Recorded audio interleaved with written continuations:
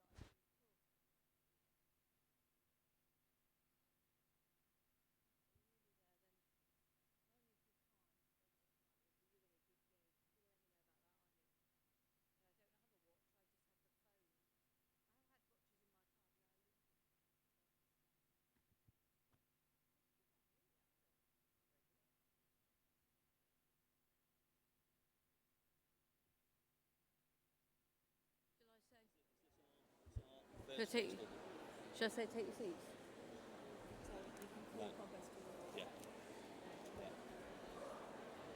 I call Congress to order. It's 9:30. Please take your seats.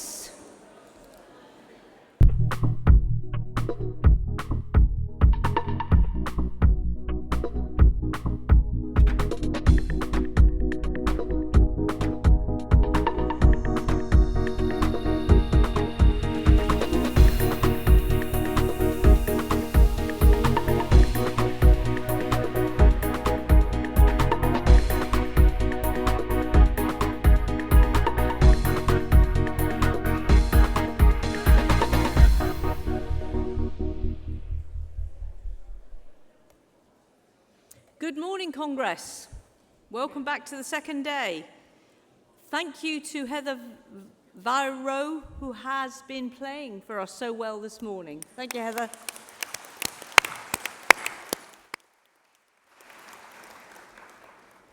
Before we begin Congress, I'd like to welcome our visitors from COVID-19 listening exercise who have joined us today.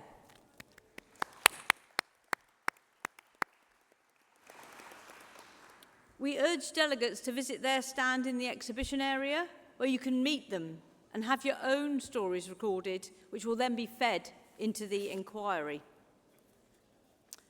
Congress, I'd now like to invite an inspiring group of NHS healthcare assistants and Unison members to join me on the stage. Are you coming up? No. Oh. Just keep talking then. Yeah.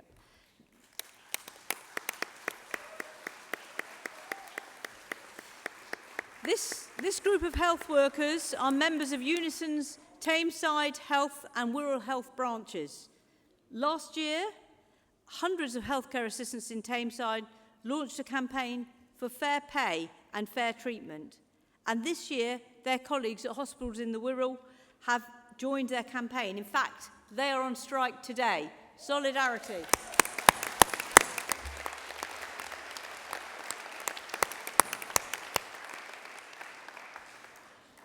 We'll now hear from Unison reps and healthcare workers Denny Thornton and Nikki Stockwell, who are going to tell us all about their campaign. So, Congress, please give them a warm welcome and show your solidarity with them.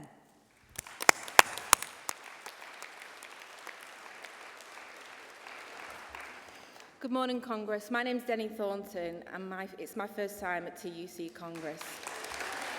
I'm a Unison rep for Tameside Health Branch and an NHS healthcare assistant. Many of our healthcare assistants and clinical support workers across the country are undertaking clinical skills above and beyond our job role and not being recognised or paid for the duties we have performed for years. In the face of austerity and the staffing crisis, we are on the lowest band paid in the NHS, and we are being relied upon more and more to look after our patients. But there was no recognition in this for our back pay packets, and the government has been saving money by exploiting the people at the very bottom of the bail to bail out their own mess. Last year, myself and my colleague Lynn Ballinger decided to take a stand. We began a campaign to be recognised for these skills and to be paid for the years we've already put in. With the help of our Unison branch, we set out to be rebanded from a Band 2 to a Band 3 and for back pay from April 2018, in line with other trusts in our region. We organised a collective grievance involving 800 of our colleagues. We marched on a management meeting and presented a petition signed by hundreds of our colleagues in the trust. They told us to leave the premises, but we stayed, chanting fair pay for our HCAs. After years of being ignored, we were finally demanding to be heard. I delivered a speech to our CEO with hundreds of my colleagues cheering me on. She was forced to listen, and hundreds of my colleagues told their stories of hardship to her. Within a week of this meeting, the CEO committed to negotiations. It wasn't easy, but Congress, we won. At the start of this year, the Trust confirmed over 600 HCAs would receive millions of pounds in back pay, transforming our lives after years of being taken for granted. Our campaign shows what can happen when workers get together in their trade union to fight for what is right. Colleagues across Greater Manchester did the same. 7 trusts have now been rebanded with the back pay to April 2018. We are delighted that we won, but there are still thousands of workers like us across the country who are fighting for justice. And to them we say, stay determined, stick together, and remember, you're only asking for what you're owed. Solidarity, thank you.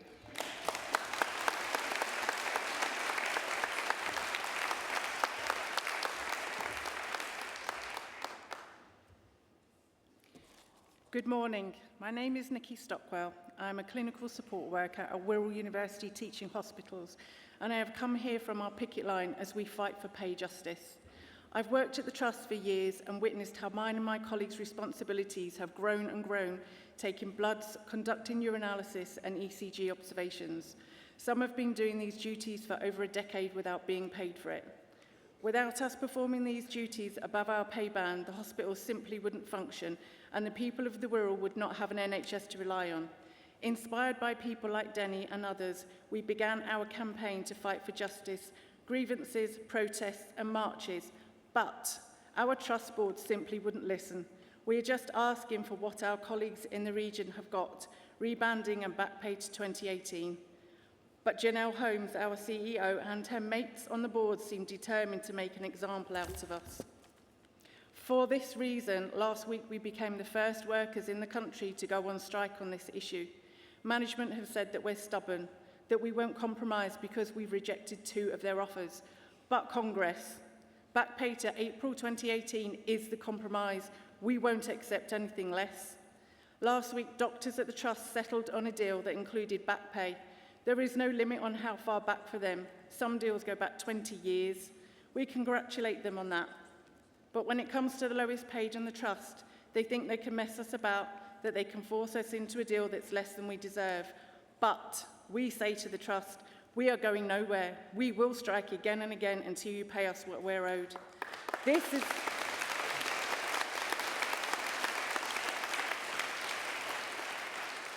is about more than pay. This is about dignity, recognition and respect. This is about making sure that people who work for the NHS can trust that they'll be paid for the right rate for the right job. So Congress, please stand with us, share our story, visit our picket lines and help us in our fight for justice. Our fight is your fight. Thank you.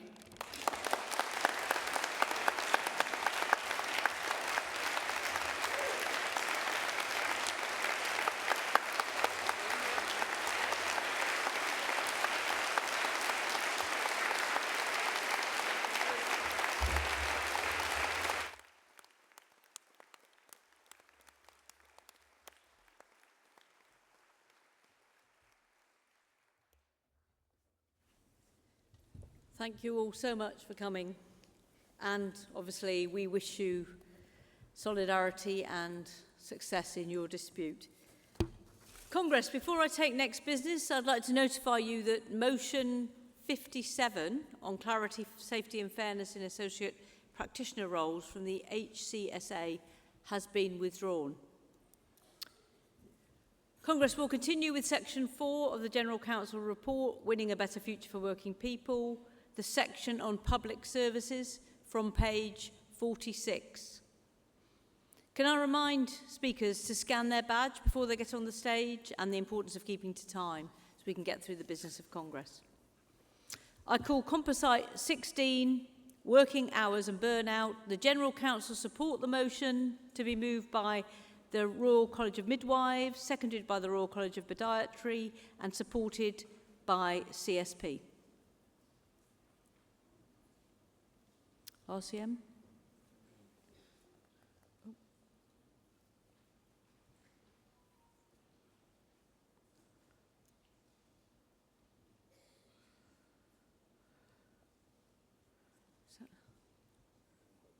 Is that RCM? Yeah. There.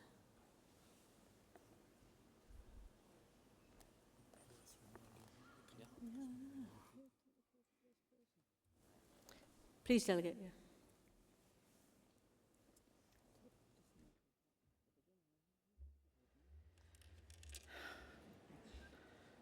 Good morning, Congress. I'm Tony Wood. I'm representing the RCM and I'm a first-time delegate.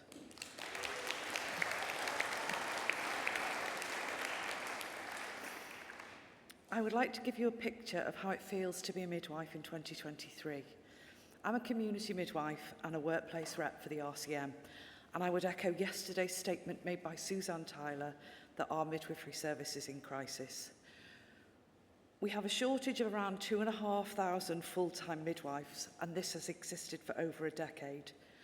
We have caseloads of an increasingly complex nature requiring more intensive care, and our staff on the ground are overrun.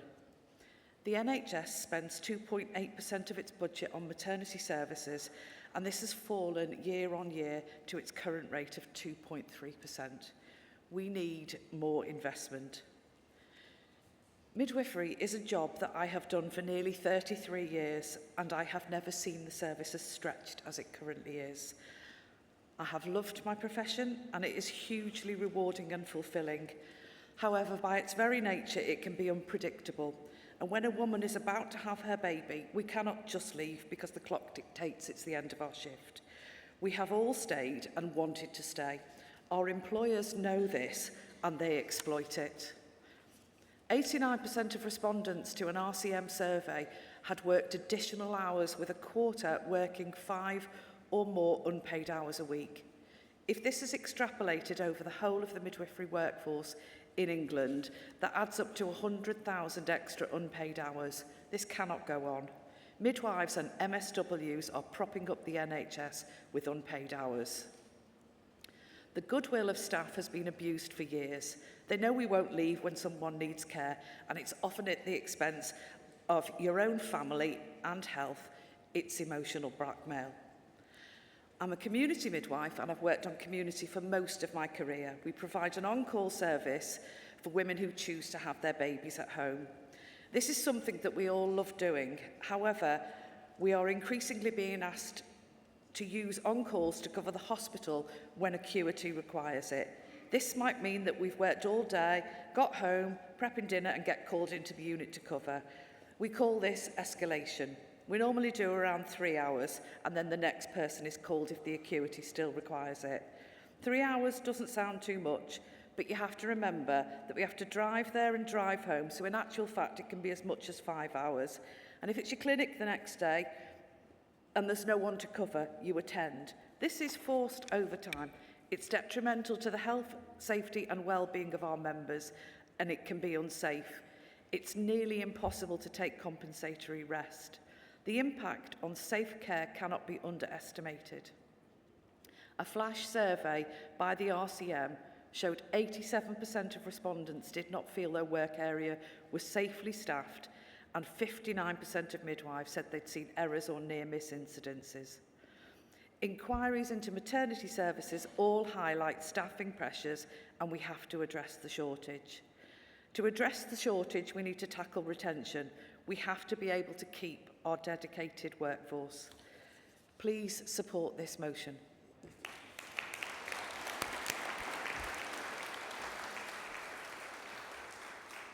Royal College of Podiatry, second.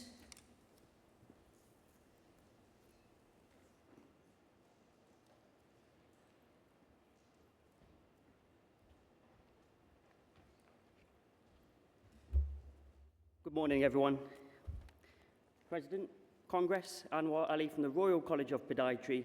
I'm seconding this motion and I'm concentrating on burnout. Burnout is a serious issue which affects the very backbone of our healthcare system. I stand before you today to not only discuss the serious implications of burnout, but to also look at ways potentially we can mitigate and address. When we look at the most recent NHS staff survey, it paints a grim and dire picture. What we see is only 1/4 of the workforce feel there are enough people in roles to carry out the jobs properly. We also see 1/3 of staff reporting that they themselves feel burnt out. On a daily basis, many staff, they feel unrealistic time pressures, workloads. They leave their shifts feeling exhausted. When we look at research such as the King's Fund, it revealed that NHS staff are 50% more likely to experience chronic stress. And of course, chronic stress is a precursor to burnout. These statistics, they serve as a stark wake-up call that we must take immediate action. It is imperative that all workplaces, not just the NHS, develop and implement comprehensive strategies to identify, prevent and address burnout. One crucial aspect would be to establish better communication channels between staff and management. We need to ensure there's a safe, a welcoming environment where employees can approach management and discuss their concerns, and they will feel assured that management will not delay in taking action. We must see increased investment in staff development and training as well. We need to be able to equip employees with the necessary skills to effectively manage their own workloads, to effectively deliver their role, and to have the confidence to have those conversations with management. By empowering our workforce, we create a resilient and capable workforce. We therefore urge the TUC to campaign for all workplaces to regularly review their own policies and procedures to reduce the workloads of employees, but also ensure a better work-life balance for them. We advocate for the mandatory adoption of burnout prevention strategies in all workplaces. This includes implementing measures to increase access to mental health support, for example, counselling services, with a focus on early intervention and the prevention of burnout. So let me finish with this. Let us come together. We can build a brighter future for our workforce where their well-being is prioritised and their contributions are valued. Thank you very much. As CSP are coming to support the motion, can NASUWT Unite and NAHT come to the front to be called? President, Congress, Chartered Society of Physiotherapy proudly seconding this motion. Stress, burnout and work-related ill health are normalised in healthcare. The abnormal has become the normal. In the latest NHS staff survey, over 1/3 of physiotherapy staff feel burnout in their work, and over 40% have experienced work-related stress in the last year. The causes are clear. They stem from the workforce crisis and underinvestment in public services. Only 1 in 5 physiotherapy staff report there being enough staff in their organisation to do their work properly. Only 1 in 3 feel able to meet the conflicting demands placed on them in work. As well as this data from the NHS staff survey, we also have feedback from our workplace representatives of the increasing intensity that is found in the public and private sectors across all 4 nations. While the impact of health on healthcare services and patients' well-being is less clear, we know that burnout impacts on staff well-being. Its effects are insidious. I see this every day in my workplace. I see staff irritability, cynicism, retention issues, and a weariness that I know leaves staff feeling helpless and prevents them from even raising issues of burnout. But workplace solutions to burnout are available to us all. Every day, the CSP reps help their members and employers to identify and seek more constructive ways to address these unsustainable workloads. Active early involvement with trade union representatives in decision-making is a vital first step to resolving work-related stress and identifying unsafe conditions.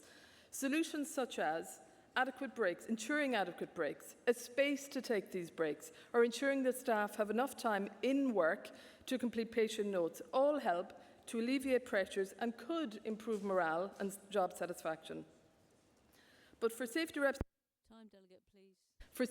to be empowered to support organisations and implement change for workers and service users alike, the employers must be compelled to put in partnership working principles with trade unions.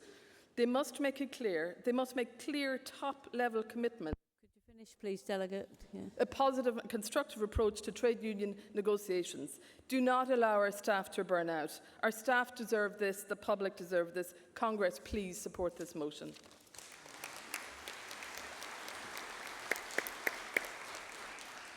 NASUWT.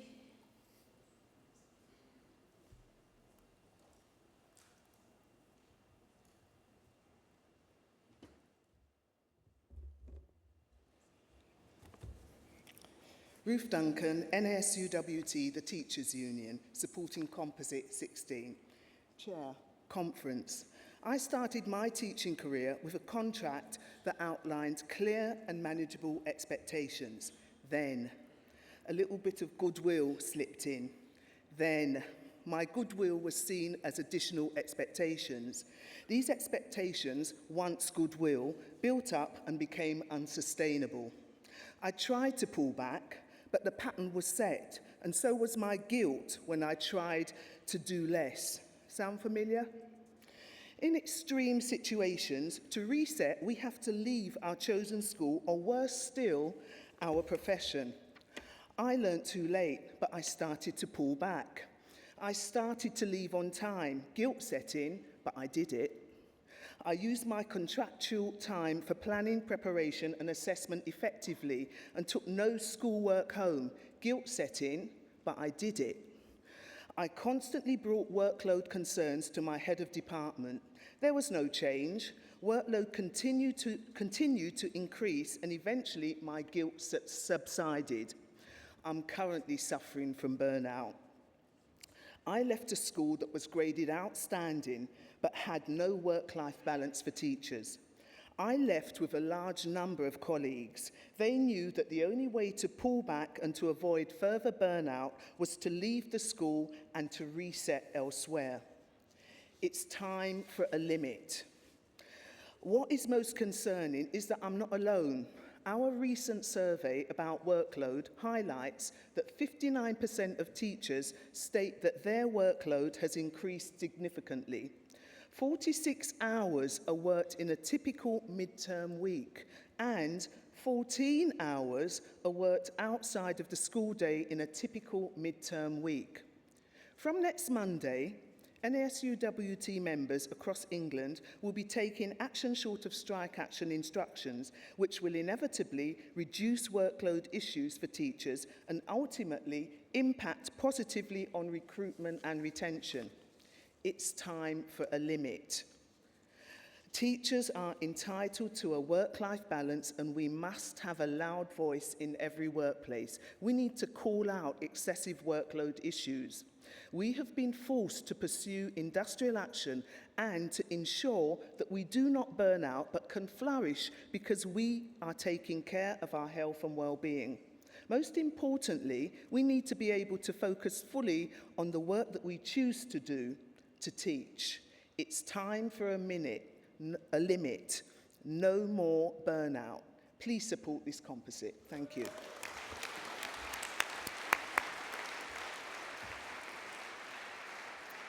Unite.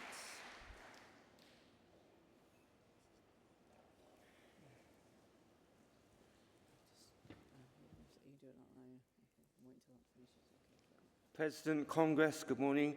Alan Dobby speaking in support of this composite on behalf of Unite for Union. Congress, 26 years ago this week, I started work at the North Middlesex Hospital. And like many other NHS workers, I'm shattered. As a frontline equalities rep, I've seen the impact of burnout firsthand.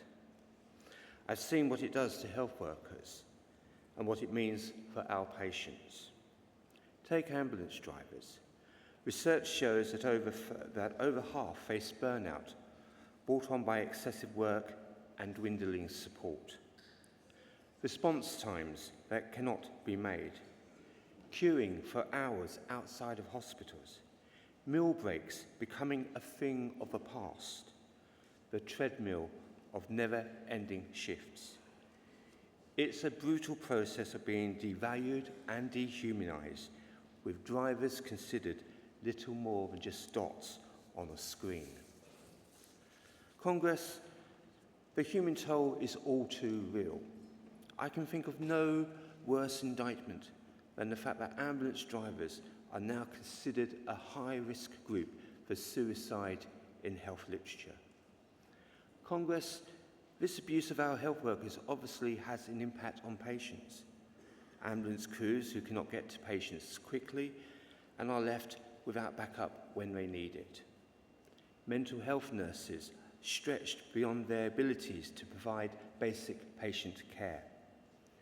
This fuels the retention crisis, which has plunged the health service into a staffing crisis. As mentioned yesterday, it is of little wonder that when Unite surveyed over 3,000 NHS workers, that we found 48% of staff facing staff levels regularly reaching the point where patient care is compromised. Congress, this composite recognises the structural reasons behind burnout. It isn't only about workloads going up, it's about resource, funding and pay going down. We need to care for our carers with burnout strategies and access to mental health support. But we must deal with the cause as well as the symptoms. Fair pay and restorative funding. Support this compromise and solidarity to all those in dispute. Thank you.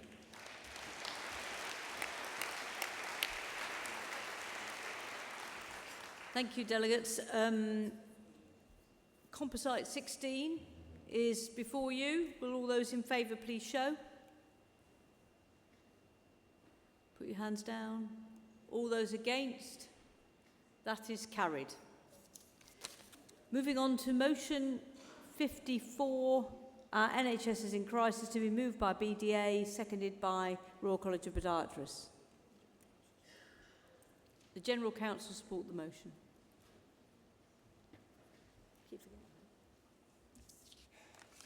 Good morning, President. Conference, Annette Mansell-Green, BDA moving motion 54, our NHS in crisis. It's a word we're hearing a lot this week, isn't it? Crisis. Congress, you may have noticed that our NHS is in crisis. You may have tried to get an appointment with your GP. You may be waiting for an appointment with a consultant. You may have a family member waiting for life-changing or life-saving surgery or other treatment. You may have a child waiting in vain for a CAMS appointment. I could go on. You will at some point have had an appointment, a stay in hospital, or treatment for an ongoing condition. And you will have no doubt experienced the care, dedication and skill of the staff, both medical and support staff. Allied health professions like dietitians, physiotherapists, radiographers and podiatrists. You will have said to friends and family how you witnessed them working to provide the best possible care in such appalling conditions. You will have recognised the extreme dedication of NHS staff during the pandemic, whether that was by hitting a saucepan on a Thursday night or by supporting our industrial disputes. The dedicated staff who moved out of family homes to keep their loved ones safe. The dedicated staff who worked back-to-back shifts, sleeping on hospital floors without proper equipment or PPE. The dedicated staff who lost their lives, and the dedicated staff now suffering long COVID and PTSD. Congress, our NHS was in crisis before the pandemic, and it was not prepared for it. Over the last 13 years, we've been moving ever closer to the ideological objective of a two-tier health service. One for the rich and those with good insurance, and one for the rest of us, under-resourced and under pressure. We, as a movement of working people, have a moral duty to fight against this with everything that we have. The NHS doesn't need reform or modernisation. It needs investment, real investment in its people, its estate, its equipment and its resources. Congress, I don't want to see any more people dying on the back of ambulances waiting for a bed. No more 15-hour waits for people in life or death situations. We need accessible GP services and mental health services that are well-resourced and functioning, so people don't end up in police cells when they're in crisis. Thousands of NHS staff have taken industrial action over the last year, with many still doing so. Others, like the BDA, achieved strike mandates, which took us into pay talks. Yes, the industrial action was about pay, which needs restoring to pre-2010 levels, but it was also a cry of enough. People have been pushed too far, with many reaching breaking point. Our members don't take industrial action lightly, but with pay still at below inflation levels, many are deciding to leave the NHS for more pay and less stress. There's a recruitment and retention crisis in the NHS, with vacancy levels running at around 112,000 now, and if this trend continues, Congress, they're predicted to rise to around 500,000 by 2036. We have historically high leaver rates, with many taking retirement earlier than planned, so you can see why the gloves had to come off. We made some progress this year, but we need more, and we'll continue to fight for the pay and recognition that our members rightly deserve. The long-awaited Workforce Long-Term Plan was finally published in early June, and health unions gave it a cautious welcome, but it lacks detail and information about how it will be funded. We need a joined-up strategy on prevention, the reduction of chronic illness, which needs investment in public health, primary and community care, and a fully funded national care service. We need a plan to tackle inequalities in health. Frankly, comrades, we need a government who places real value on a health service which is universal, equitable, high quality and free at the point of delivery. There is no place for the marketing healthcare. It is immoral. Our NHS is in crisis and its very existence under threat. There can be no more reform agendas, no tinkering and rearranging the deck chairs, no more grand announcements of 40 new hospitals that never materialise or thousands of new doctors and nurses. No more political football with our NHS. It is too precious for that. We need the help of our nation and those who look after us to be a top priority with a sense of real urgency. After all, Congress, when your health service is broken, your economy and ultimately your society is broken. I move. Royal College of Podiatrists to second.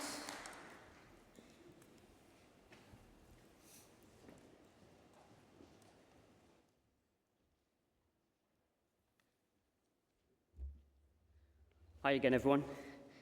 President, Congress, Anwar Ali from the Royal College of Podiatry, supporting this really important motion from the BDA, NHS in crisis.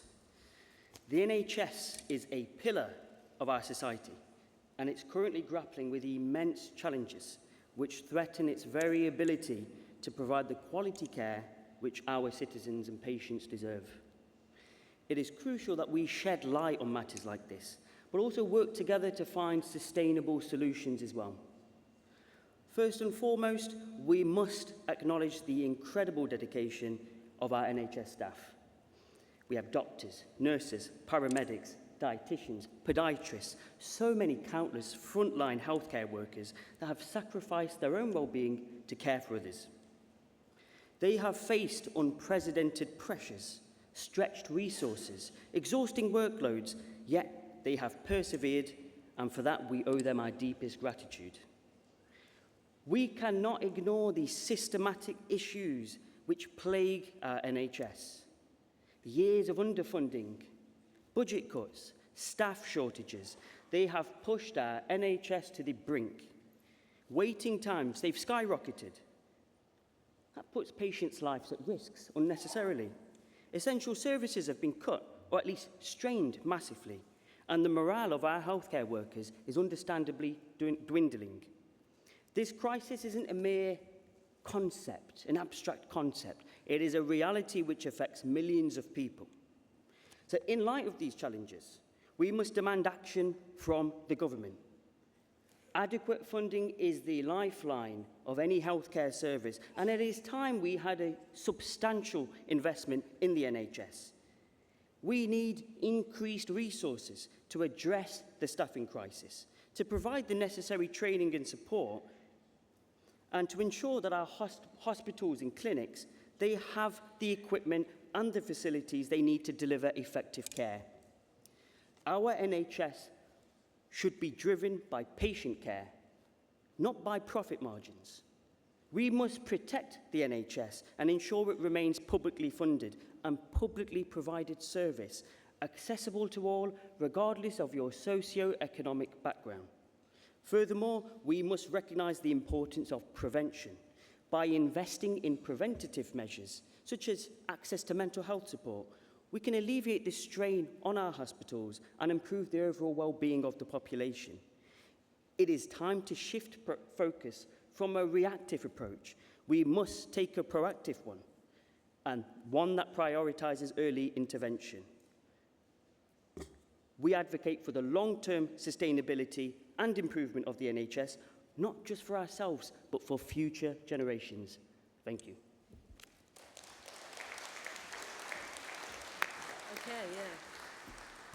Okay, Congress, motion 54 is before you. Will all those in favour please show? Put your hands down. All those against? That is carried. I call motion 55, making midwifery a career accessible to all. Got to be moved by RCM, the General Council supports. To be seconded by any of you if they could come down here too.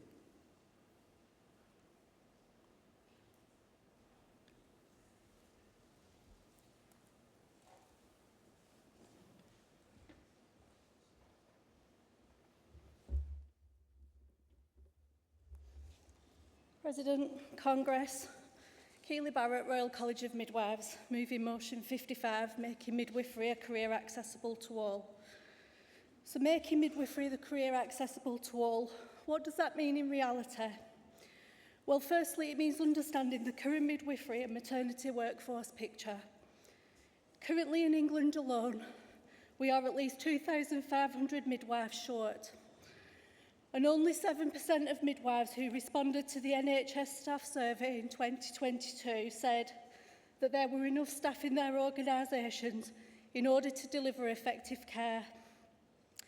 In recent times, there's been a huge drop in the number of applications to study midwifery, and the latest UCAS figures say that applications to study midwifery in the UK has dropped by a fifth. Although student numbers are still around the pre-pandemic levels, there continues to be a year-on-year decline. We need to invest in homegrown talent. Whilst international recruitment has proved beneficial and the international midwifery workforce has made an invaluable contribution, an over-reliance on this risks being unsustainable and indeed unethical, depleting other countries of good midwifery care. We need to ensure that midwifery students also have financial support. Since the abolishment of the bursary in 2017, it's evident that applications to the midwifery degree, particularly from mature students and those with caring responsibilities, has fallen. Over the last decade, the average number of students per institution leaving voluntarily and without their qualification has risen from 9 per institution to 14.9.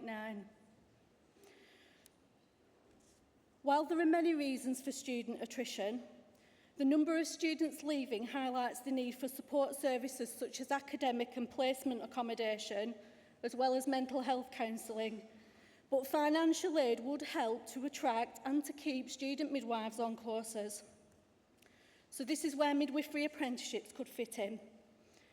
Health Education England developed the Registered Midwife Degree Apprenticeship and recruited onto those programmes were predominantly existing maternity support workers. This route enabled them to continue being paid by their trusts while they study, thus eliminating the financial barrier to training. While this degree apprenticeship provides an opportunity to earn while you learn, it also enables those maternity support workers with a real desire to become midwives to bring the knowledge, skills and the experience that they've gained with them on their career journey. Experienced maternity support workers who undertake midwifery training already have a wonderful foundation of knowledge, clinical skill and ability, as well as first-hand working knowledge of what it is like to be working in the NHS. Apprentices qualify with the same NMC registration and degree outcome as any other midwifery student. Since the launch of these apprenticeships, they have evaluated positively, demonstrating improved retention and virtually zero attrition rates. It's a value to the trusts and the health boards as local mature employees are more likely to stay with these trusts once they've qualified from MSW to midwife. They also have a good understanding of what it is to be a midwife and what it is to work in the NHS before they begin the course. So they are more likely to stay both as an apprentice on the midwifery programme and once they qualify. In order to be able to deliver the NHS workforce plan and make midwifery apprenticeships a feasible long-term training option, we also need to address another crisis, the midwifery educator workforce crisis. With an existing and widespread shortage of midwifery educators, an RCM survey in 2020 told us that 23% of educators wanted to leave their organisation as soon as possible because they did not have enough staff to do their job properly. Universities must also take steps to attract and retain high-quality midwifery educators by offering competitive salaries, with an average starting pay for a lecturer being £34,308, and yet a Band 6 midwife starts on £35,392. The more experienced the clinical midwife, the more the disparity of this increases, meaning that many skilled practitioners do not consider going into midwifery education as a viable career pathway. Time, delegate, please. In summary, investing in midwifery education and in midwifery apprenticeships is good for universities, NHS organisations, birthing people and families, as well as a viable path for maternity support workers for career progression. Please support.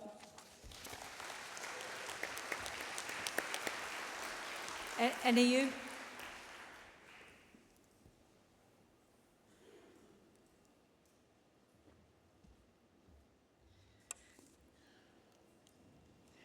Good morning, Congress. Emma Brady, National Education Union, proudly seconding motion 55. When a young person, post-16, that I teach, aspires to be a midwife, I have to manage their expectation. Not because of their enthusiasm, not because of their interest, skills, or abilities, but due to the lack of university places. Yes, the number of applicants have declined, but so have the number of places. University of East Anglia has only 45 places for midwives, and still the number of applicants far outstrips the number of places that are available. We drastically need more midwives. We therefore need more routes into midwifery. Alternative routes are needed, but with investment. Investment in apprenticeship is the way that we can address this issue. But unfortunately, the situation is likely to get worse. The government process of defunding the majority of BTEC qualifications by 2025. Many students study a variety of vocational qualifications alongside traditional A-levels. Withdrawing funding for the BTECs and applied A-levels could strangle the recruitment stream for healthcare science and midwifery degrees still further, and also those that choose to go into midwifery later through an apprenticeship route or at post-16, entering that route after their vocational qualifications. This will further increase inequality of opportunity for students from less affluent socioeconomic backgrounds, who are more likely to study BTEC qualifications. In 2021, 1/3 of all qualifications held by those who were accepted onto healthcare science and midwifery degree courses were BTEC qualifications. The government is replacing BTECs with T-levels, the new gold standard qualifications. The T-levels are equivalent to 3 A-levels and are to replace the majority of the BTECs by 2025. But many schools do not have the capacity to offer these qualifications. They need increased funding, they need increased equipment, they need increased specialist staff. There is a real concern that these T-levels are not available equally across the country, further reducing the opportunities for students and the chances to enter the midwifery profession. T-levels also require 20% industrial input. That's 450 hours, about 45 days. Have you ever tried to get a 16-year-old 1 week's work experience? It's tricky. Just imagine how to try and get 450 hours. Consequently, the dropout rates for T-levels... Time, delegate, please. Done. A third, 33% compared to 8% for BTECs. Governments need to fund midwifery apprenticeships, preserve BTEC funding. Congress, please support. Thank you.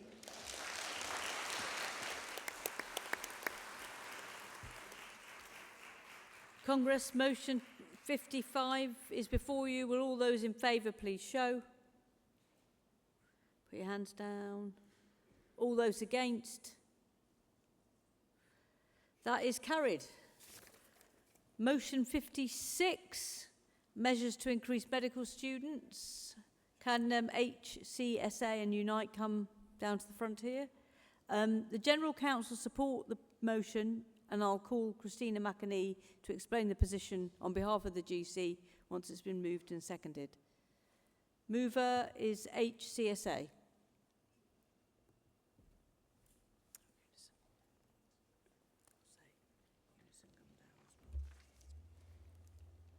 President Congress Martin Bond on behalf of HCSA.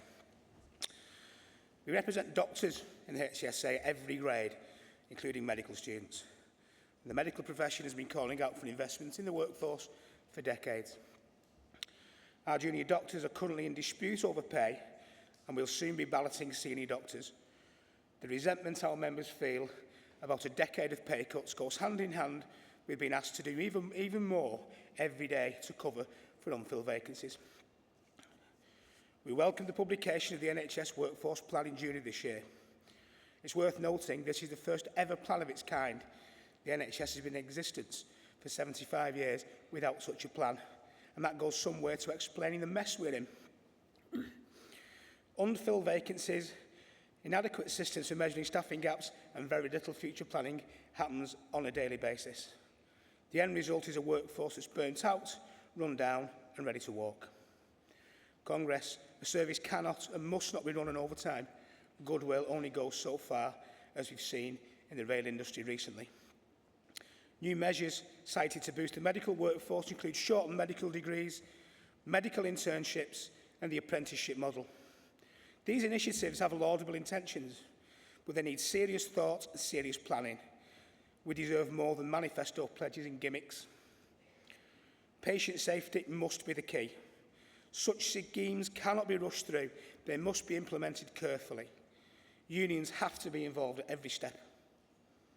A commitment to double medical school places is also commendable, but we need to hold NHS England to account for the detail. A number of questions arise, and we must lobby decision makers with them. Firstly, increased medical students must go hand in hand with increased training places. As medical students become doctors, will there be jobs for them to graduate into? Every year, final year medical students and doctors in training face a last-minute scramble to secure training places. This causes a great deal of stress and anxiety because they can be anywhere in the country. We need proper planning to ease the burden. Secondly, we need detail on the specialisms it's intended for our new medical students to graduate into. The workplace plan is notably silent on this detail. What are the patient needs of the future, and how will new medical students be deployed to meet these standards? We haven't even mentioned AI. Finally, Congress, we must ask who will train the future doctors. Now, this question is pertinent given the workforce plan project shortfalls at consultant grades of up to 10% as we presently stand. Recruitment without retention is a pointless exercise. New doctors will need mentors, trainers and leaders to support their careers. Doctors and all their colleagues must be recognised as the most precious resource the NHS has. And for those reasons above, and critically for the future of the NHS, I call on Congress to back this motion. Thank you. Unite to second, and I'm calling Unison down, who have indicated they wish to speak.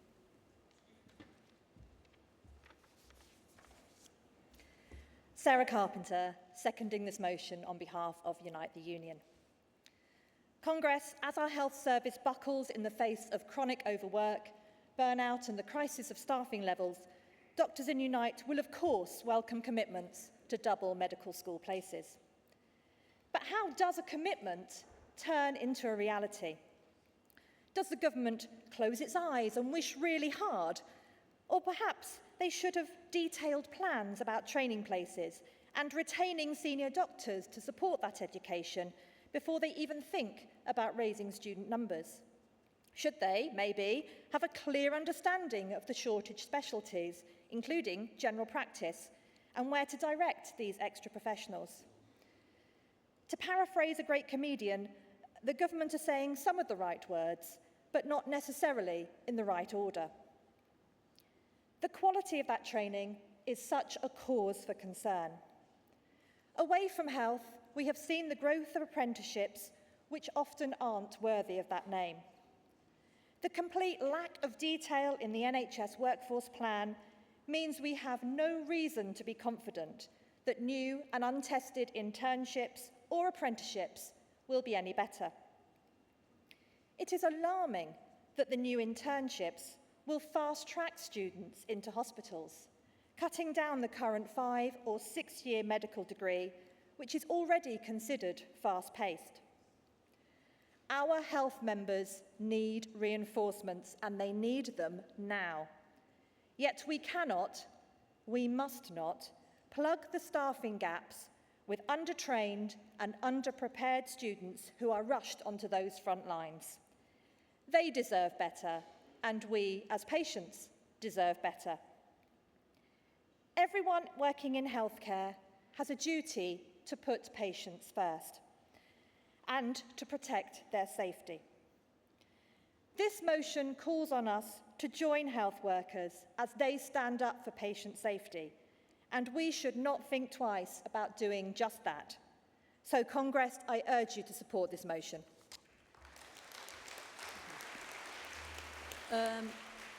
I call Christina McAnee from the General Council to give the explanation.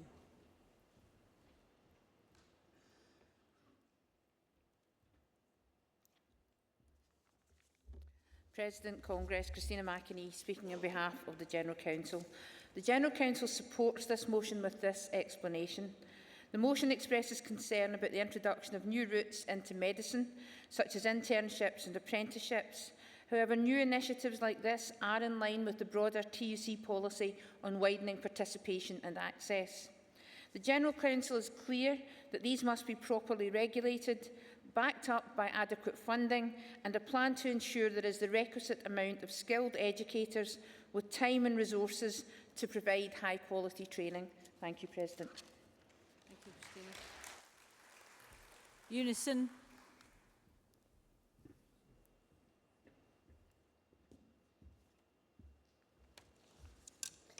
Thank you, President. Congress, Linda Hobson from Unison. In Congress, we all know that more than a decade of Tory rule has left our health service in crisis. The NHS estate is in a mess. We have crumbling buildings, staff are struggling with outdated equipment. 13 years of underfunding and damaging market initiatives has affected patient care. Services are under immense pressure, waiting lists have spiralled out of control, and there are growing concerns over quality and safety. Congress, at the core of many of these problems, lies understaffing. Proper workforce planning was effectively abandoned by the Tories 10 years ago, and now the chickens have well and truly come home to roost. There are more than 100,000 vacancies in the English NHS, and we have now gone a whole year with more than 40,000 nursing vacancies. As a registered nurse and the chair of staff side in an acute hospital in the North East, I can tell you that these gaps make a real difference in our hospitals and our community services. So it is absolutely crucial that we get more people into the NHS. But this does not and should not mean providing care on the cheap. What it does mean is opening up new ways of entering the healthcare workforce. Unison is very supportive of plans to boost the take-up of apprenticeships in the NHS. And there is good evidence to back this up. For example, the attrition rate is much lower than for other staff, and apprentices are more likely to stay working in their local health economy, boosting the levelling up agenda. So Unison is pleased that the General Council is reaffirming its support for the use of apprentices, including in the NHS. As motion 56 points out, there are good reasons to be sceptical about the recent NHS workforce plan, and the call to lobby for rigorous workforce planning is one that we can all get behind. But Congress, while motion 56 is mainly concerned with medical apprentices, it is important that we send out a message that apprentices in general are welcome in our NHS, and more than that, apprentices are badly needed. Thank you, Congress.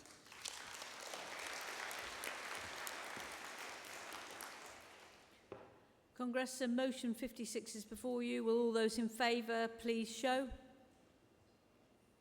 Put your hands down. All those against? That is carried. Congress, I call Composite 17, Education in the UK. To be moved by NAHT, seconded by Community, and the General Council support the motion.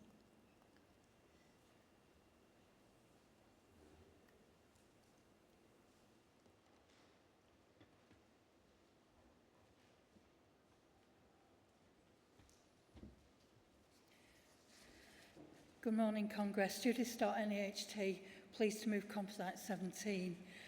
There should be no higher priority for a society than the education of its children.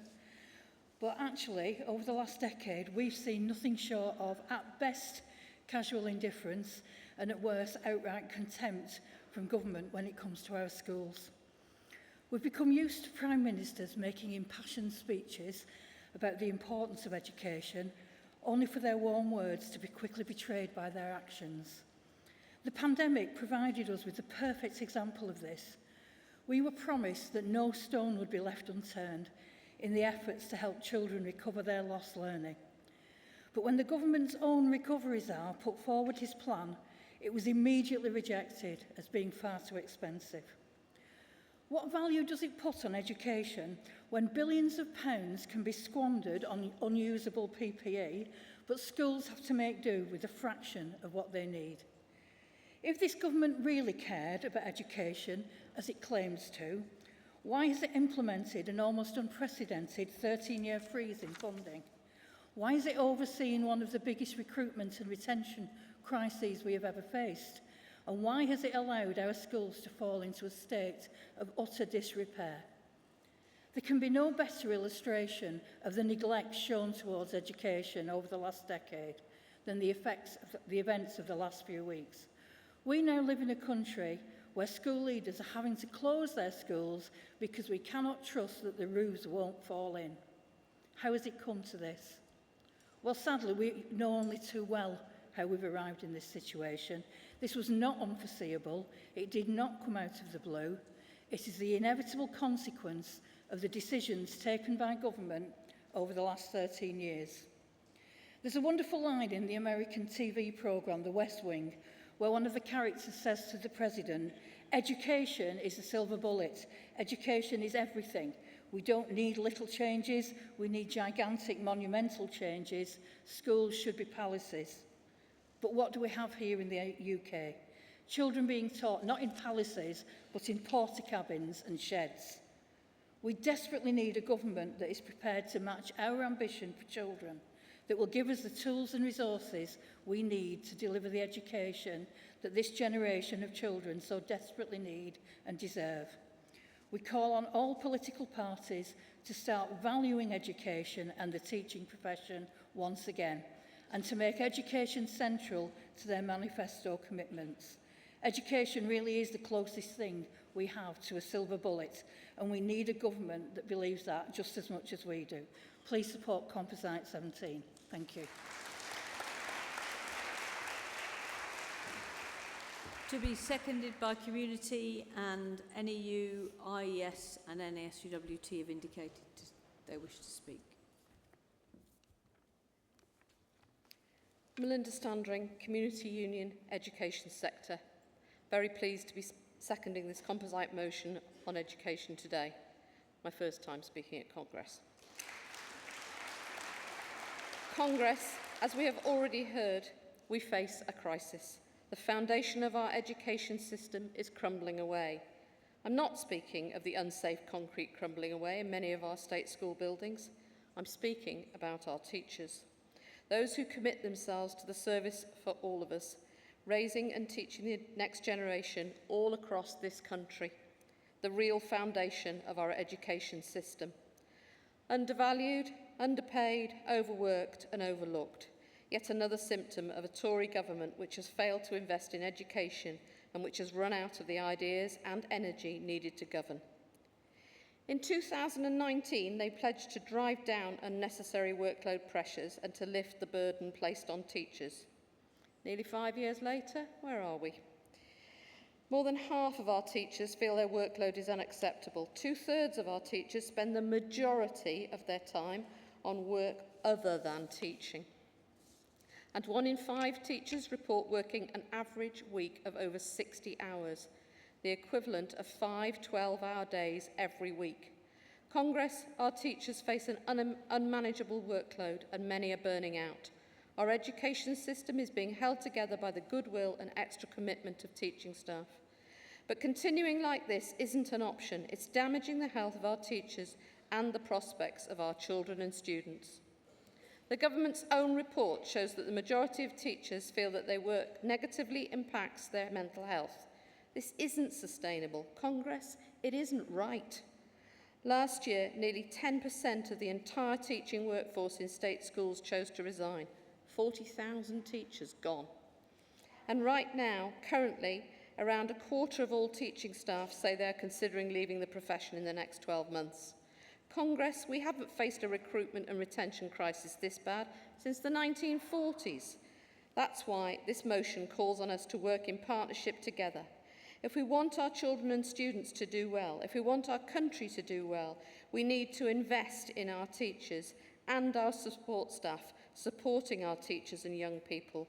Congress, please support this composite. Thank you. NEU to support.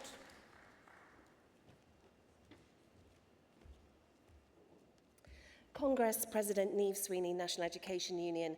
Working in education is a rewarding and demanding job, physically and emotionally demanding, workload levels unsustainably high and intensive. 44,000 teachers, 9% of the profession left before retirement last year, 4,000 school leaders. This means we have one of the youngest and inexperienced teaching professions in Europe. 1 in 4 of head teachers said they've already made cuts to subject provision because they simply can't recruit specialist staff for music, DT, art, drama and IT. They're becoming the privilege of the rich. Expecting teachers to teach subjects for which they're not qualified also adds to teacher and leader stress. And of course, it's children and young people who bear the brunt of this failure. 1 in 8 maths lessons taught by a teacher not qualified in the subject. A Year 7 pupil having 22 temporary English teachers. Classes of 60, 70 being taught in the hall. Job quality is worse in schools where staff are expecting a school inspection and in schools located in areas of high social deprivation. Cuts to social care, support service, cuts to SEND funding, cuts to support staff roles and lack of specialist support for mental health all add to workload. Teachers are making the only change open to them, leave the profession or go part-time. Part-time members working over 35 hours a week. Graduates, 76% of whom are women, working full-time hours being paid part-time. Labour shortages need to be addressed. This includes going beyond pay. Features of work discretion, professional trust, career development and flexible working need to be taken into account. But the school inspection regime must be reformed beyond all recognition. Currently, the fear of Ofsted and being inspection ready is associated with an acute deterioration in the well-being and health of education professionals, too often with career-ending or more tragic consequences. More attention must be given to reducing the intensity of each working hour, not just the number of hours worked. The National Education Union has always been clear. It will stand up and speak out for children's right to high-quality education. NEU members are strong, organised and determined. Working with our sister unions, NEU members will organise in their workplaces and across the country to send a clear message to politicians, whether they be governments in power or governments in waiting. They must prove to the profession, to parents and to children that they value education and value educators and give teachers the professional respect they deserve. Please support.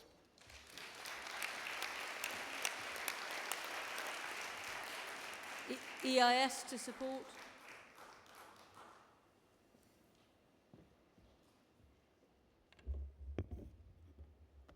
Andrea Bradley, EIS. Colleagues, to some extent, devolution has protected the status of education north of the border.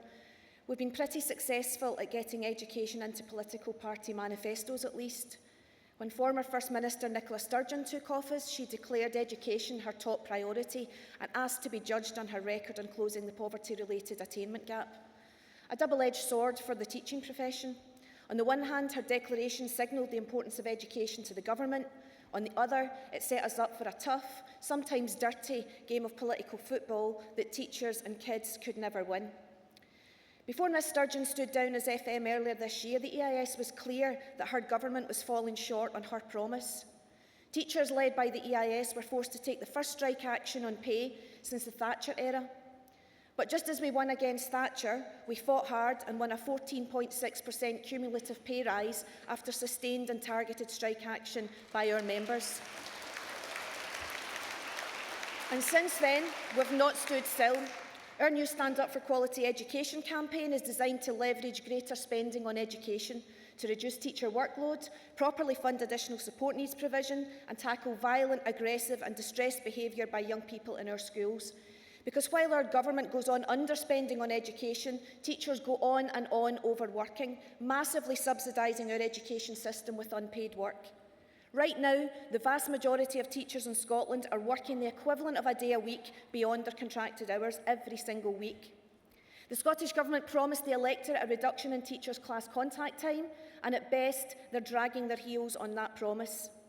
And while they continue to underfund additional support needs provision, the 34% of young people in Scottish schools with recognised additional needs are being let down badly. And while this underfunding of education continues, we'll see violence, aggression and distressed behaviour driven by poverty, deprivation and trauma becoming more and more of an issue. Because our class sizes are still too big, despite another manifesto promise to start reducing them, making schools less and less the nurturing spaces that they need to be for our young people to learn and to keep teachers and support staff safe at their work. Despite another manifesto promise to increase teacher numbers over this parliamentary term, Scotland's seen teacher numbers fall this year. 20% of teachers north of the border are on temporary contracts, thousands limping from one short-term contract to another if they're lucky, and many, simply just not able to afford to live like that, have left teaching. We've survey data showing that only 51% of teachers are sure they'll stay in the profession for the next 5 years. Only 18% said that they would recommend it as a good career option. And this should be a clear warning to the Scottish Government that they must keep their manifesto promises. Investment in education is a vital public service. It's an absolute imperative to invest in it properly. Young people deserve it and our whole society depends on it. That's why the EIS is standing up for quality education. Time, Delegate, please. And here at TUC Congress, and solidarity with our sister unions in the rest of the UK committed to doing the same. Please support the motion.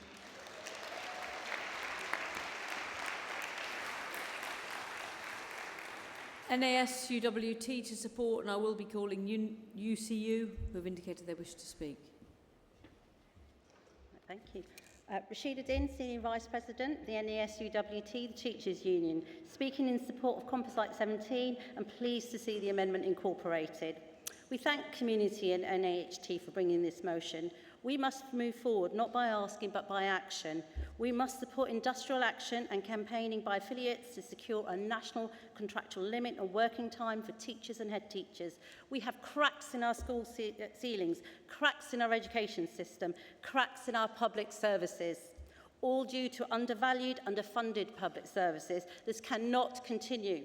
The concept of work-life balance, a dream. The World Mental Organization defined this not as 50-50, but as beating your deadlines at work, having enough time to sleep properly and eat well, not worrying about work when you're at home. This is not what is happening, and we as a profession are not afforded this right, and we have seen what it has done to our fellow teachers and friends. 1 in 5 new teachers leaving the profession after the first 2 years. What a retention crisis we have. This government needs to wake up to the fact and commit to making improvements to the morale and the health of its public sector workers, including teachers. Gillian Keegan, listen up. I'm not sure if you're back from your £300,000 summer home, but you need to listen to us. Nearly 1 in 5 teachers work at least 60 hours a week. 2/3 of teachers say they spent over half their time on tasks other than teaching. Let me give you an example in context. Enoch Powell, in his Rivers of Blood, allowed the emergence of the National Front as mainstream ideology, a message which is echoed by this Tory government today. And I live in Luton, and I'm telling you right now that the National Front is trying to march down our streets, and our teachers are trying to impart values to our young people. NASUWT, our industrial action is live. We have ballot mandate. Our Time for a Limit campaign begins on the 18th of September, and make no mistake, we will escalate to secure a national contractual limit on the working day. We've just had success in Jersey. The government has folded to us. Success in Glasgow. We will have success in England. We move forward as a teachers' union, not by asking, but by action, alongside our sister unions, ASCL, NAHT and NEU, alongside all unions and workers fighting for a just, social, equitable, I'm just going to underline that word because I am a teacher, equitable transition. In the words of Martin Luther King, we are not what we shall be, but we are growing towards it. Action, not words. Shoulder to shoulder conference, solidarity. Please support this motion.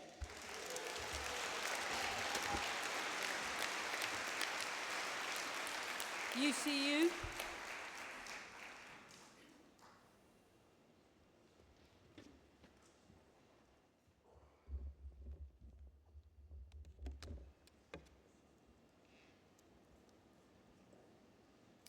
President, Congress, Nina Doran, first-time speaker, UCU, NEC. Thank you. We support the composite. So I'm here to speak to you about the colleges.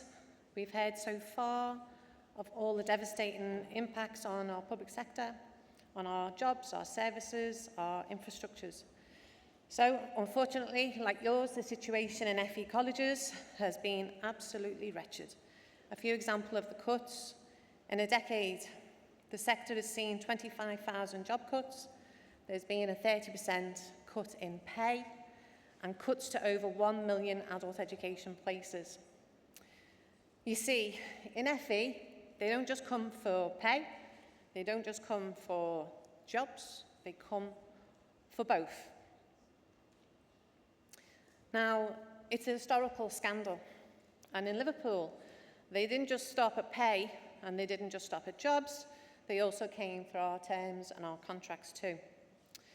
Yet the student numbers remain the same, and the employers have cut the time on the courses, and so you cut the time on the courses, you cut the time spent with the students. And the students are packed into the classrooms. And just to keep up, teachers have to teach through their lunch breaks, they work in the evenings, and they work over the weekends. It's a familiar story. Survey after survey prove this.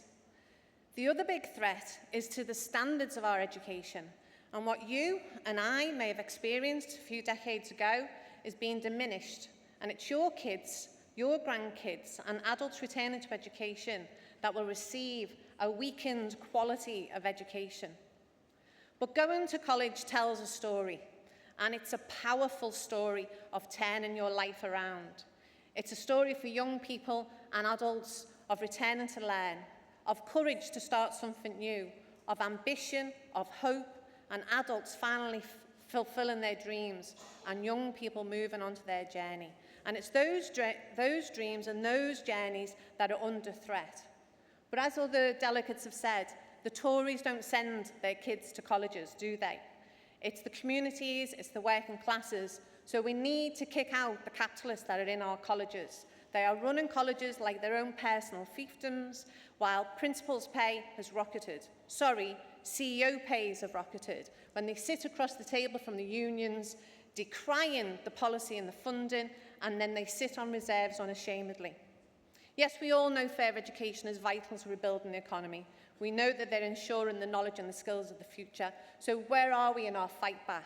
So we started with the local action. We went on to regional action. We've got nationally coordinated action, and Liverpool was in there all along. So, like everyone, we are fighting.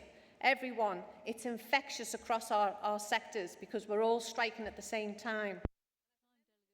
I've seen how the union membership grows during action. So solidarity to all the unions taking action, UCU, NAHT, NEU, EIS, Unison, we're fighting back. TUC, support this motion. Let's fight back together.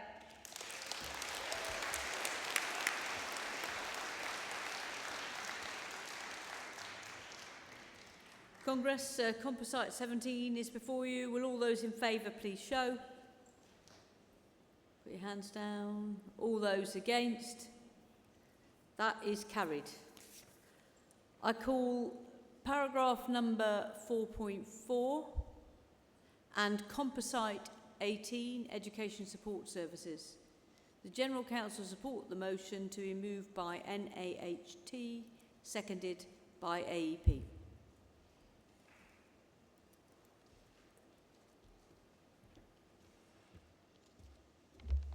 Good morning, President, Conference. I'm Angie Gibson. I'm a servant head teacher here on behalf of NAHT. I'm delighted to be moving Composite 18. The word crisis is often overused, but when it comes to the system for supporting children with special educational needs and disabilities, I can promise you that it's exactly what we are facing in our schools right now. In fact, I fear we are now in danger of going beyond crisis point. Put simply, despite the incredible efforts of dedicated professionals up and down the country, the current system is failing too many children and their families. As a servant head teacher in the northeast of England, I see this firsthand every single day. In my school, we are deeply committed to meeting the needs of children with special needs and providing them with the best education possible. But the chronic and sustained underinvestment in special needs provision by government is making the task unbelievably difficult and in some cases almost impossible. Budget cuts mean that we can no longer provide the support we know these children need and deserve. For example, we are having to cut the number of teaching assistants, the very people that many children with additional needs rely on, and we can no longer afford the pastoral workers that play a vital role in so many children's lives. The thresholds for getting much needed additional help from local authorities gets higher and higher each year as they themselves are desperately trying to pay off the large high needs budget deficits that they are currently running. Congress, I can tell you that there is nothing more heartbreaking as a head teacher than to not be able to put in place the support a child needs because you simply cannot afford to do it. In knowing what a child needs but not being able to provide it for them. With the right specialist support in place, many children with additional needs can make fantastic progress. I've seen it with my own eyes, but that support that we used to rely on simply isn't there anymore.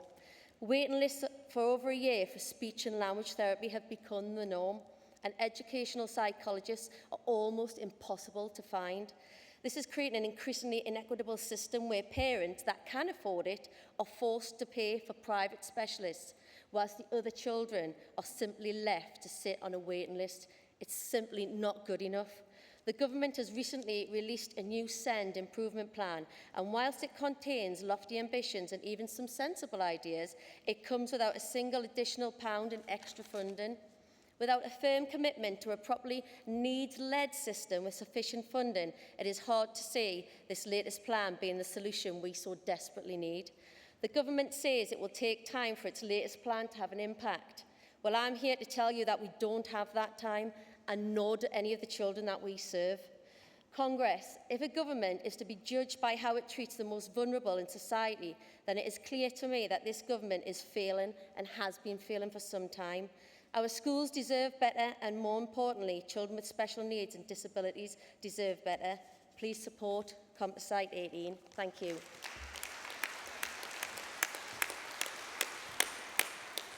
AEP to second, and GMB will be supporting, and NASUWT, NEU and IES if you want to come to the front to speak later.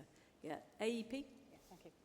Good morning, Congress. Lynn Mackey, Association of Educational Psychologists, first-time speaker at this conference. Congress, every year, tens of thousands of children and young people and their families benefit from help offered by an educational psychologist. Our members assess need, collaborate with others to devise and monitor interventions, offer consultation and advice, develop and deliver training, provide therapeutic support, engage in strategic planning and respond to critical incidents. These are just some of the ways EPs support inclusion, address the developmental, learning and wellbeing challenges, and seek to promote social justice. EP services are vital, yet like other public services after years of financial constraint, underdevelopment in the profession and erosion of pay, recruitment and retention problems are widespread. This is occurring at a time of rising demand due to political policies, unrestrained capitalism and corporate greed, and a broken education system intensifying mental distress and attainment gaps. We know the pandemic and the cost of living crisis has led to greater immediate need. We also know years of austerity has had longer-term impact due to the erosion of preventative services and direct early help for children, young people and their families. No amount of awareness raising or identification, and let's face it, educators already know which children are struggling, can make up for the shortfall in resources and provision, including specialist help. An explosion in EP workloads means that children and young people are waiting too long to be seen by an EP, or worse, do not get to see one at all. And because of workload and financial pressures, far too many EPs are leaving the local authority workforce, either leaving the profession altogether or moving to locum and private work. Our members tell us they fear the risk of falling short of professional and ethical standards, being disciplined by regulated bodies when directed to deliver efficiencies in a way that saves time and money. Let's be clear. Short-term solutions and efficiencies store up and intensify problems for the future. And offers of financial support from private schools, milking their charitable status and robbing the public purse to protect privilege for the chosen few is an insult. It's equivalent to the rich and powerful throwing scraps from their table if they've had a banquet. We require a fairer redistribution of money to invest in the education of the many and bring an end to the divisive ideology of meritocracy based on a limited notion of what constitutes success. Time, delegate, please. After a decade in which real terms pay for EP has fallen, this year we asked for a fair pay rise to help with recruitment retention. Today, we announced results of our ballot, and our members have spoken clearly. 7% of them have voted and 86% yes to industrial action. Our employees anticipated this result, and this very afternoon they're placing a new deal on the table by lunchtime today. Please, delegate, can you wind up, please? Please support this composite motion. Thank you.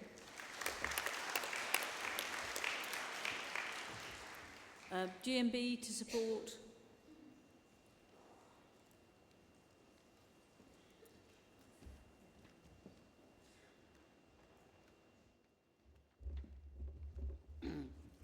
President, Congress. Trudy Chu, GMB, speaking in support of Composite 18. Thank you to the NHT for submitting this motion and for accepting our amendment. I have much to say in little time, so please pin back your ears. Congress, I speak on this motion from my heart. I was a member of school support staff. My salary didn't recognise the responsibility I took and the part I played in the jigsaw of all the school roles that all contribute to and are essential to the delivery of an inclusive education for our children. Now I support them as their union rep. I'm old. I remember when bored mums got pin money jobs in schools to help with reading, notice boards and tidying up. No formal qualifications needed, no phonics, no numerous policies to understand. I could go on. Now school support staff roles are skilled jobs with far greater responsibilities, one-to-one and group work, safeguarding and more, but recognition hasn't evolved with the roles. All school support staff are shockingly underpaid. On average, teaching assistants are paid £14,000 a year. I have had members crying, telling me they have to leave school to earn a higher hourly rate stacking shelves in a supermarket. No disrespect. Others work 2 or 3 jobs, asking, why am I paid more per hour to serve a pint in a pub on Saturday night than I am for using my qualifications and experience working with SEN children?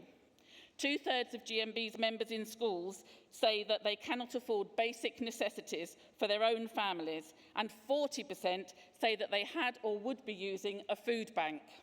I volunteer, I've seen them there. 2/3 of NAHT members said last year that they were forced to cut TA posts or hours. There is nowhere else to cut from.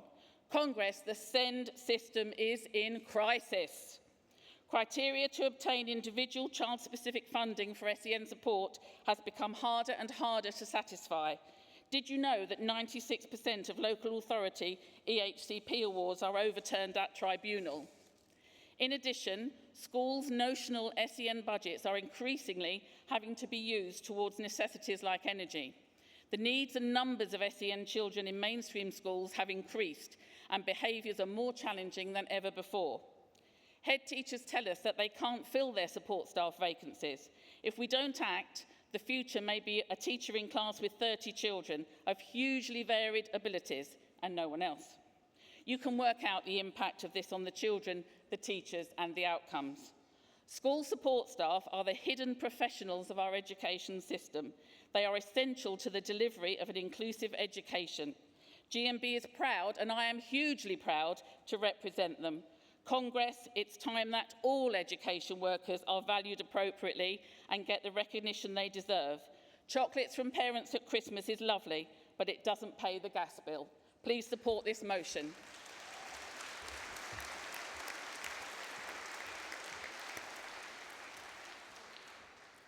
Congress, before I invite NASUWT to come and speak on this motion, we are running slightly ahead of business and we'll be able to take motion 31 earlier on the agenda, so unions involved in that be prepared. NASUWT.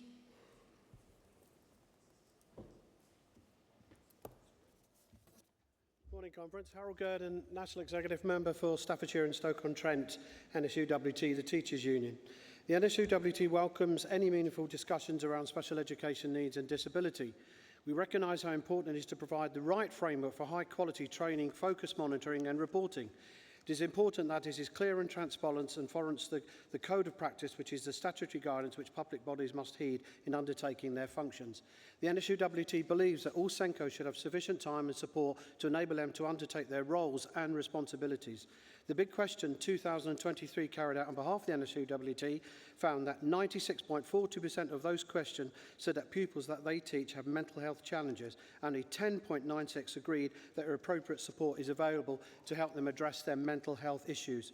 We would argue that it includes ensuring that SENCOs have dedicated time to complete the national award within the appropriate timescale. Further to this, sufficient time to complete the award should ensure the right to a reasonable work-life balance, a requirement under the contractual provisions in STB-CD. The NSUWT members reported to us that they feel the decade of austerity has affected the delivery of SEND services. One representative quote from free text responses stated the SEND's need in schools have arisen exponentially and support from the local authority cannot cope and support schools properly. Members have shared further concerns about cuts in provision, in particularly mainstream schools. They have suffered years of underinvestment. This has resulted in a failure to provide the necessary support for students with identified needs. Also, proper consideration should be given regarding age-related exploitation and pupils with protected characteristics. Our members have made it clear the current system is not working for this cohort, and we need a system that is efficient, equitable and transparent. This should be with full and meaningful consultation. Members have reported many long delays in waiting for support to meet the needs of young people with communication, interaction, cognition and learning difficulties, those with social, emotional and mental health issues and those with sensory or physical disabilities. This especially relates to those waiting for CAMS and the award of an EHCP hours. The NSUWT believes that all political parties should engage further with trade unions and stakeholders to explore ways to cancel existing local authority deficits. This would help stabilise the service provided across all local authorities, in particular unity authorities. The outcomes are clear from the National Commission report that a robust package of CPD is essential, integral to this regular and careful sequence training. The NSUWT feels that any future government should provide funding for specialist provision across local authorities not defined by boundaries. Further concerns have been raised by members that due to financial pressures, not enough resources have been provided to all educational settings. The impact of this is serious workload issues. All political parties must consider the possibility of amending schools' accountable system in this area and take account of the diverse needs and cultural backgrounds of all students. The NSUWT has consulted with members and their further concerns regarding the impact of loss of experienced staff and delivery.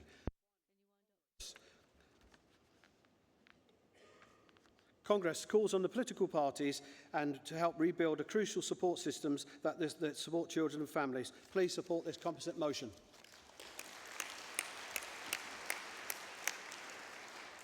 NEU.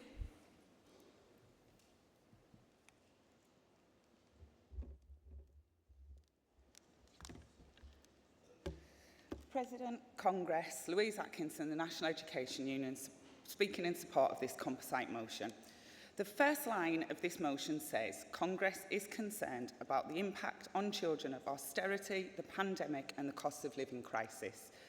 As a teacher, I am more than concerned about the impact on children that I witness every single day in my classroom. It breaks my heart knowing that no matter how hard I work, how many hours I put in, how much I care, the children that I teach are not receiving the education that they are entitled to and that they deserve. And Congress, Austerity, the pandemic and the cost of living crisis are not the fault of the children and young people that I work with. Why should they pay the price?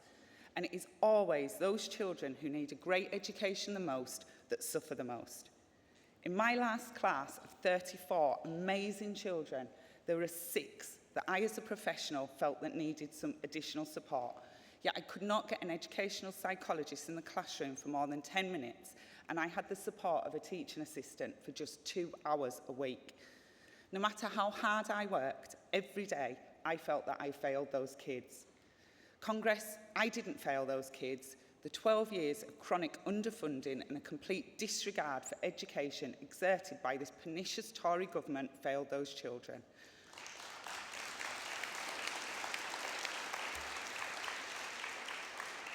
And it's time that this government valued education and valued educators. And it is about value. It's about funding and it's about political choices.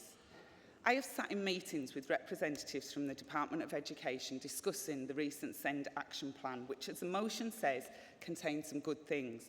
But they always seem shocked when I explain that given the current crisis in school funding, and in particular funding for SEND provision, the good things in the plan are unlikely, if not impossible, to implement in the reality of my classroom purely due to funding.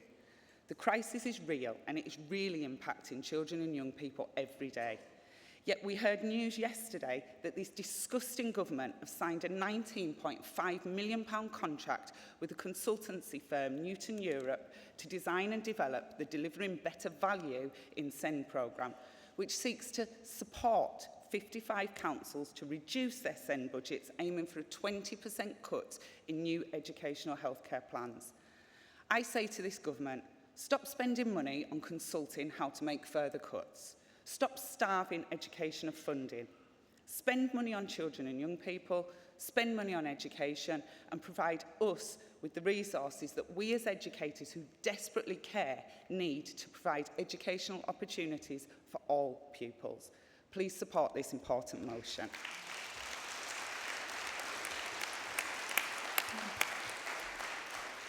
EIS to speak.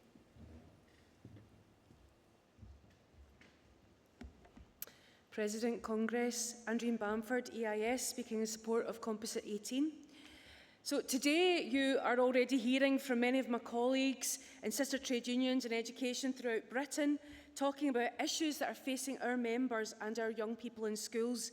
We see violence in our classrooms, out of control workloads, and a profession that is really battling for status. And in the EIS, we recognise that at the heart of a significant number of these issues is year after year of chronic underfunding of education. Now that's underfunding in all aspects of education, but it is seen most acutely in SEND provision, or as it's known in Scotland, additional support needs, ASN. In the EIS, we support the presumption of mainstream, but we are opposed to a philosophy being used to explain and excuse the reckless cuts to ASN provision, which mean our young people are not getting the support they need and our teachers are facing burnout. In 2019, Scotland passed the Additional Support for Learning Act. It was good on paper. It promised adequate assessment and appropriate services, including expectations for placements outside the local authority if none was available within. And it really was a good piece of legislation supported by sound educational policy, all aspiring to get it right for every child. But it was never going to be wholly successful. And I can tell you from personal experience, that wasn't because of a lack of vision or a lack of will. It simply fell apart because of a lack of resources. Since 2018, not only has funding not increased, it has significantly decreased.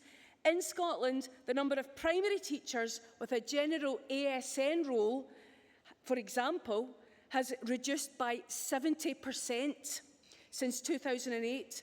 And we are told that every teacher is a teacher of ASN, but with large class sizes and the highest levels of contact time in the OECD countries, this is impossible. In Scotland, 34% of all young people in schools have additional support needs. They're all competing for the same resources that are stretched to the point where they cease to become effective. We have children waiting for years for mental health and speech and language support. We see the number of educational psychologists and specialist teachers diminishing year after year. Policy is not enough, legislation is not enough, it must be resourced. This year, as you heard from Andrea, the EIS launched our Stand Up for Quality Education campaign, and we invite you to join with us as we demand to see a long-term resourcing strategy that aims to address these critical aims. We need permanent and increasing solutions. We demand to see smaller class sizes. We demand a reduction to class contact times so teachers Time, delegate. And collaborate. We need to see it now for our members and our young people in Scotland and in Britain. Thank you. Please support.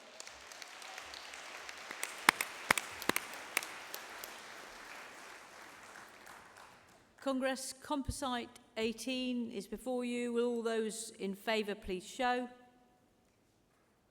Put your hands down. All those against? That is carried. Congress, we're now moving on briefly to Section 3 of the General Council report, Building a Stronger and More Diverse Movement, from page 28. I call motion 31, Equal Work Voice Pay. The General Council supports the motion to be moved by Unite, seconded by Sartive Radiographers.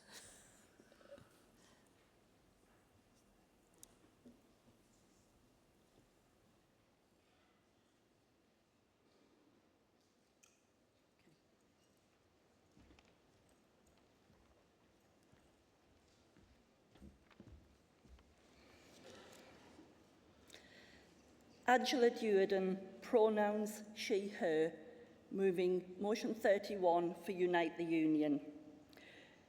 Congress, the need for equality reps in preventing discrimination and advocating on behalf of vulnerable people has grown stronger in the past 13 years of Conservative government with their divisive policies.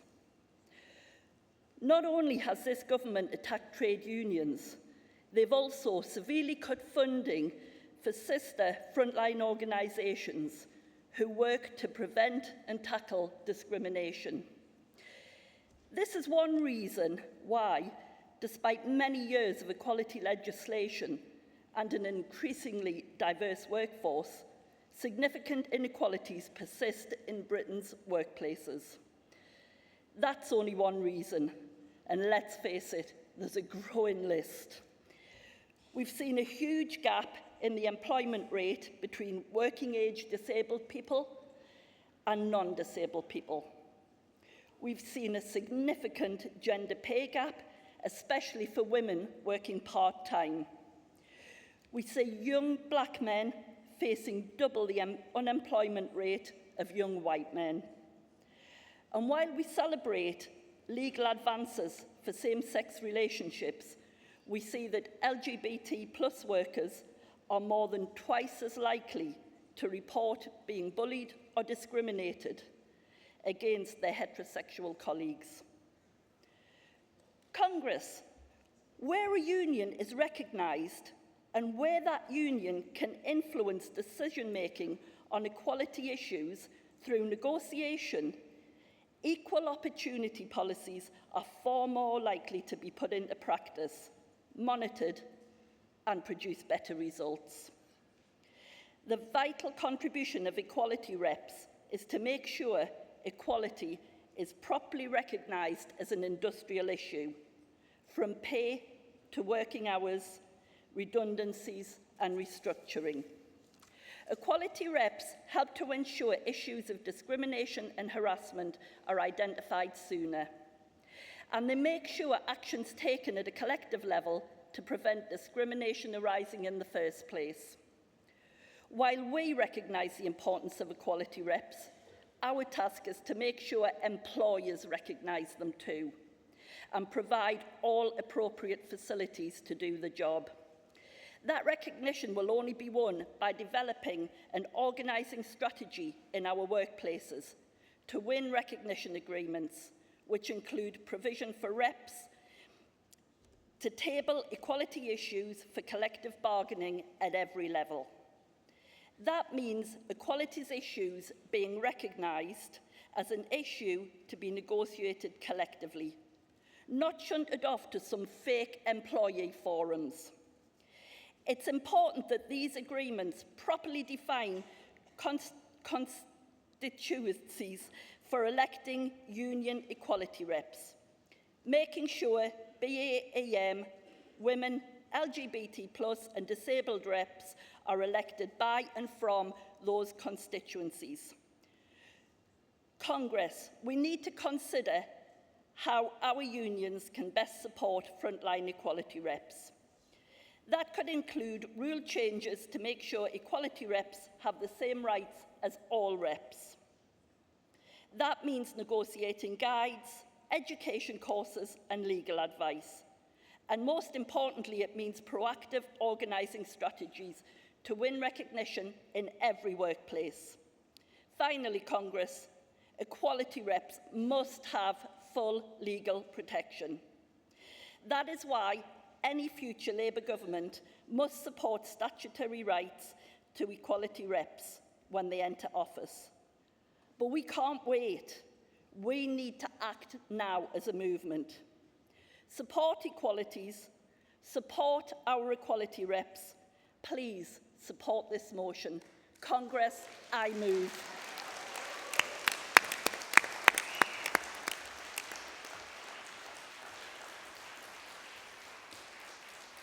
Society of Radiographers to second. Morning, Congress. Dean Rogers from the Society of Radiographers. Delighted and proud to be here seconding this excellent motion about an important historic initiative for the trade union movement, one that we can't afford not to get right. Congress, unions are judged by members, potential members and potential activists, not just by what we say we believe and stand for, by what we say our values are, but also by how we do things and how we put our values into practice, and ultimately by the real tangible difference the unions make. And to be honest, our track record of making a difference in areas of equality isn't good enough. As a movement, as the motion says, we too often talk a better game than we've been delivering. This is partly, I think, because we don't spend enough time challenging ourselves to make sure we get how we do things right. At the SOR, we've been reflecting on this and using our fairly unique structures to make sure how we do things and what we do has equality at the core of everything. We're willing to challenge ourselves, and we're challenged as we would want it and expect to challenge employers. And we ask our reps and members how our messages and actions can match our values. We listen to them as we'd want employers to listen to us. And that's working. It's making a difference.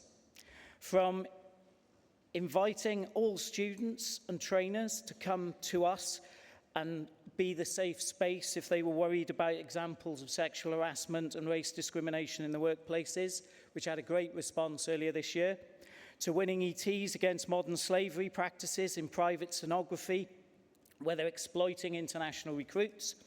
And it's exampled in having women members, young members, black members and disabled members at the front line talking on our picket lines recently about the disproportionate impact of excessive hours, inflexible working and a culture where disabled members are afraid to ask for time off in the NHS. An NHS where we have really high membership density and where we clearly have not been making enough difference. So, from this, we have the overwhelming support of reps to introduce mandatory allyship training for all of our reps from 2024, and every rep will be ready to become an effective equality champion. And then and only then will we be ready to maximise the opportunity for our movement as a whole that equality reps offer. Equality reps are next on our list, but we need to be ready for them. Introducing equality reps can't be a tick list exercise for trade unions. We can't be playing lip service. They can't be happening in isolation. They can't be introduced with no agenda or support. We have to be ready for them. They can be and will be an integral, positive, exciting new force that makes a real difference in our movement, but only if we take the time to get this ready and we take this seriously from now. Congress, support the motion.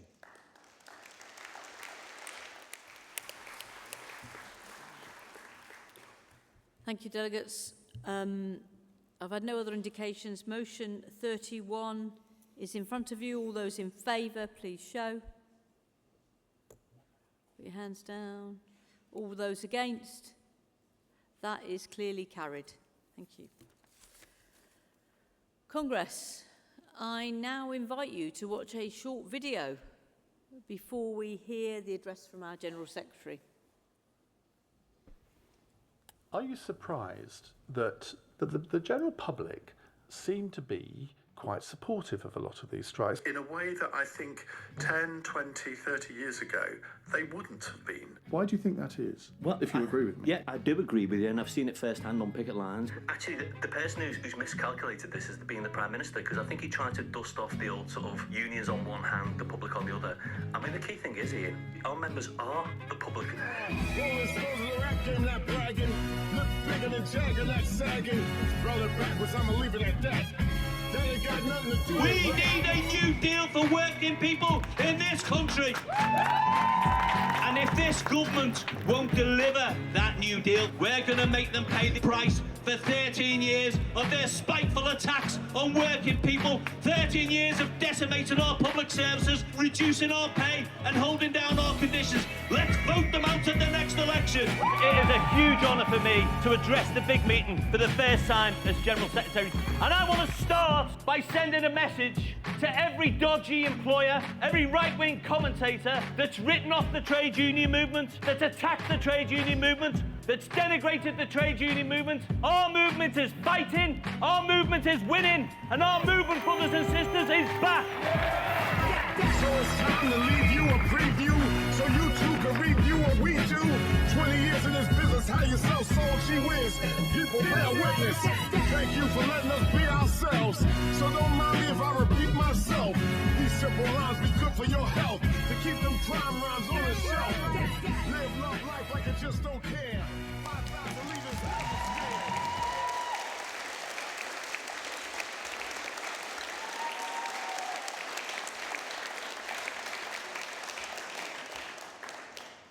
34 years ago, I started work at Asda, just over the water in Bromborough. And I joined the union when someone handed me a form on my first day at work. 5 years later, as an activist in a call centre, I was sacked by an agency because I'd helped organise a union. And a few years after that, the wonderful Frances O'Grady, who's here today,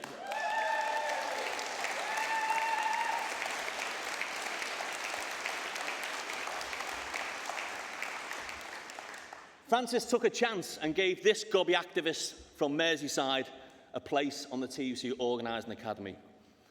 And not once during all my time as a union activist did I ever think I would be stood here in Liverpool as General Secretary of the TUC.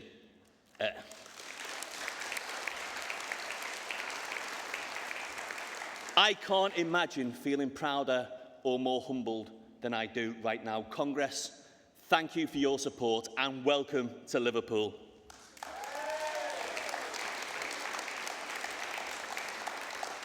Now, when you come out of the centre later, look across the Mersey, you can literally see the hospital where I was born. Liverpool is where I went to college, went to work, met my wife Vicky and raised our family. But like so many people in this city, my roots stretch out across the world. My granddads, Chinsang or Jimmy, and Joseph Novak came here in the Second World War, played their part in the fight against fascism, married strong Liverpool Irish women, and stayed.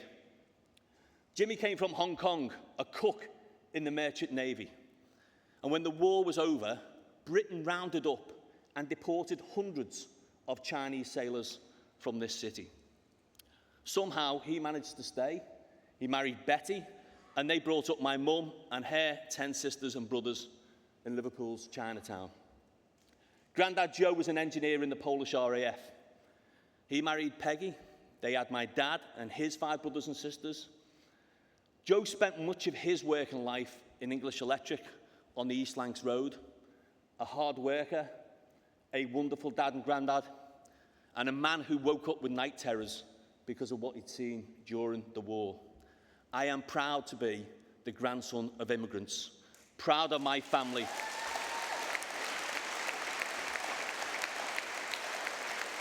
And I am proud of the contribution that they and millions like them have made to this country. So when I hear the Home Secretary talking of a migrant invasion, that her dream is to deport people to Rwanda, when I see immigrants housed on a barge with Legionella, or hear that the Immigration Minister has ordered a mural for kids painted over, for me, it is personal. Because the real enemies of the working class in this country don't arrive in a small boat, they fly in by private jet.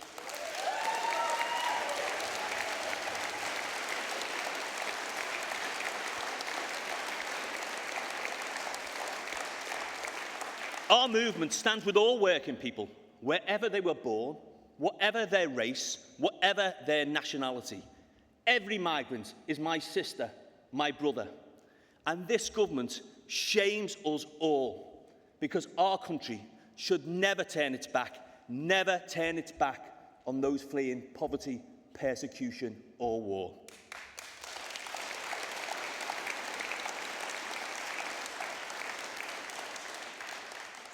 I'm proud of this city, proud of the way it's picked itself up, proud of those who've helped regenerate it. But look beyond the gleaming dockside, the museums, the tourists, the students, the football, the music, the nightlife. In this city, 1 in 5 adults is out of work. 1 in 3 kids trapped by poverty. Demand for food banks doubles every year, and 250,000 people are sat on NHS waiting lists here in Liverpool alone. And it's not just Liverpool, it's everywhere. Nothing works in this country anymore, and no one in government cares. The Conservatives have broken Britain. They've had 13 years to sort out crumbling concrete in our schools, but 5 days before the new term, they tell schools they can't open because, and I quote the Education Secretary, everyone sat on their arses. Could you think of a more perfect metaphor for this government? A crisis of their making? Someone else gets the blame? Congress, useless, incompetent, past their sell-by date.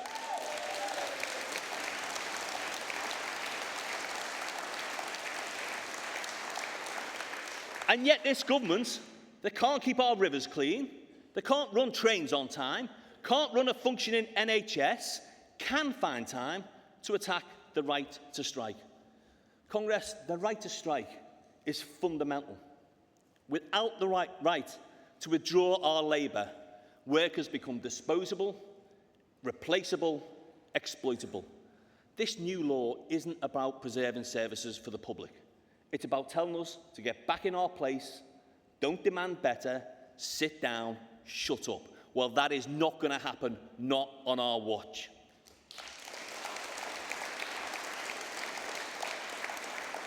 We fought their attack on the right to strike in Parliament. We'll fight it at the ILO and in the courts. And when the first worker is sacked for refusing to work on a strike day, we'll fight it in workplaces and on the picket lines. Congress, this movement will fight it every single day until it's repealed.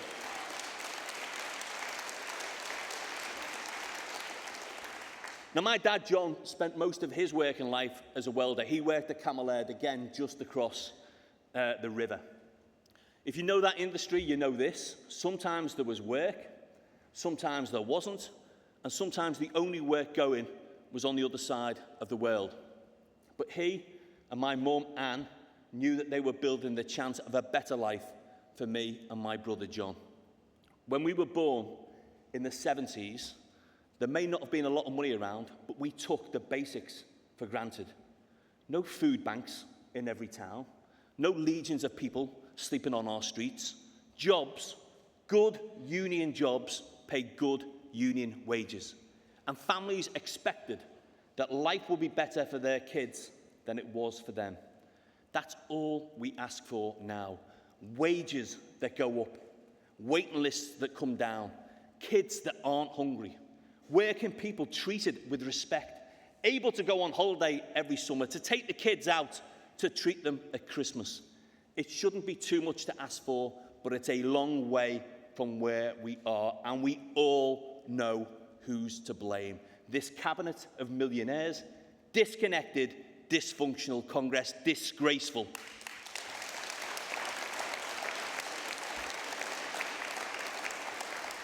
I've been General Secretary for 9 months, travelling up and down the country, talking to reps and activists. Reps like Daz, who showed me round Airbus, where there are 4,000 union members in a world-class employer. Ahmed, Colin and Jimmy, reps at B&M, where both the company and the union are growing fast. Joanne, a rep at Mental Health Hospital in Blackpool, standing up for outsourced cleaners. And 3 messages came back to me from each and every conversation with those reps and members. 1, we've got to build stronger unions. 2, working people are hurting, but the wealthy have never had it so good. And 3, it is time for change in Westminster. Let me start with our own movement, because this is the stuff we can do ourselves. Not waiting for an election, not waiting for legislation, what we can do right here, right now. Those Tory ministers who say that strikes don't work, tell that to the Jacobs workers who won 6.5%. To the Kingsmill bakers who won 9%. And to the Liverpool dockers who won an incredible 18% pay rise. And tell that to public sector workers across the UK, in health, in education, in the civil service, voting for action, taking action, winning better deals for members.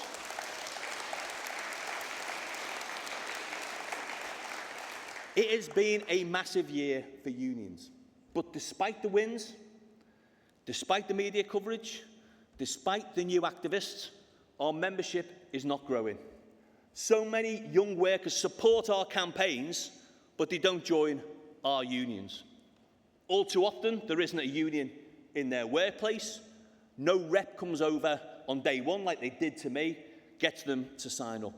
Congress, nothing is more important than building a stronger trade union movement, because it's a stronger trade union movement that can deliver the change workers need.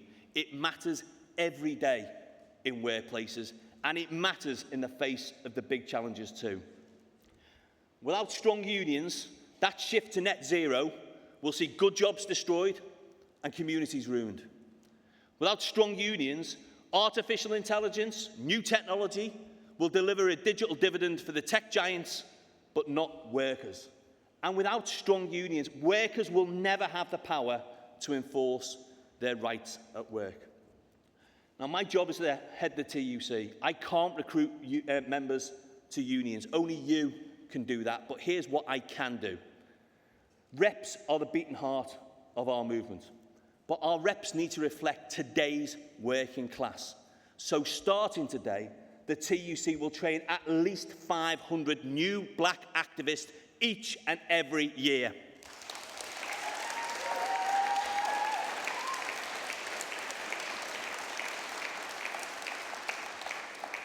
Employers coordinate, so we've got to coordinate. And so this year, we'll be asking our unions to come together and organise across whole industries. And I'm proud, following the scandal of P&O, that our first joint union campaign will be organising seafarers with Nautilus and the RMT.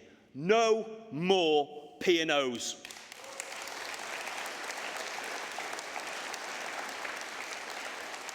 And we'll expand the Our Work Matters campaign to seek union recognition for every outsourced facilities worker at Serco, Sodexo, ISS, Mighty and more. No matter the contract, no matter the workplace, no matter the employer, every outsourced worker needs a union.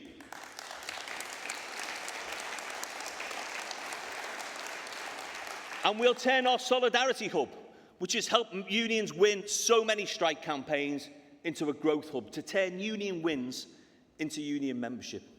So, if you beeped your horn as you passed the picket line, if you signed a petition or shared it on social media, if you thought, you know what, good for them, standing up for themselves, there is a union for every job, there is a union for every industry, there is a union for every worker. Join a union today, because when you join us, together we win.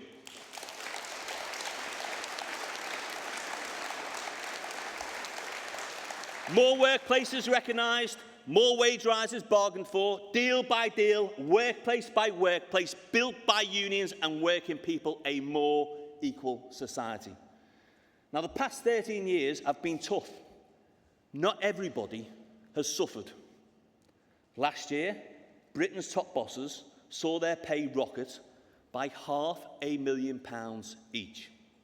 Porsche reported record sales in the UK, and a single bottle of scotch sold for £300,000. I say again, the real enemies of the working class don't arrive in a small boat. They fly in by private jet. They bank record profits, and then they have the gall to tell workers not to ask for a pay rise. It's not right, it's not fair, and it's not sustainable.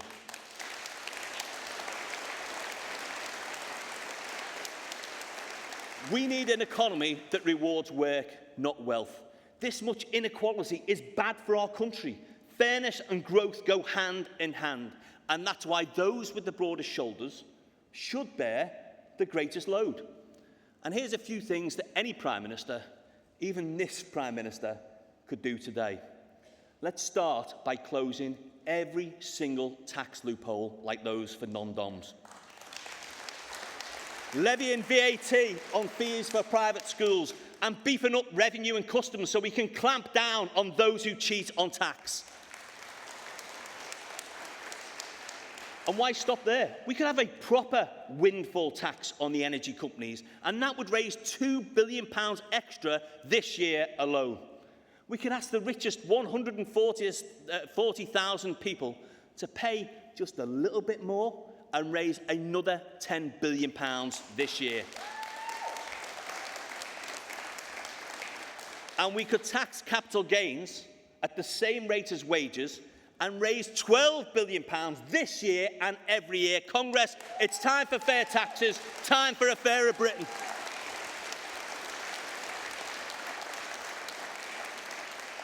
That fairer Britain won't be delivered by this government. So if you, like me, you're tired of this country where nothing works, tired of a government of the rich for the rich, tired of rampant inequality, vote them out.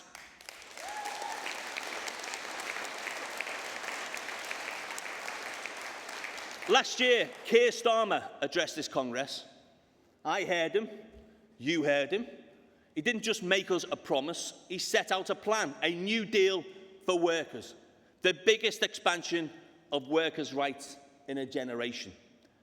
No more zero-hours contracts, no more fire and rehire, employment rights from day one, union rights to access the workplace, new fair pay agreements, repealing the attack on the right to strike. And Congress, that will be the choice at the next election.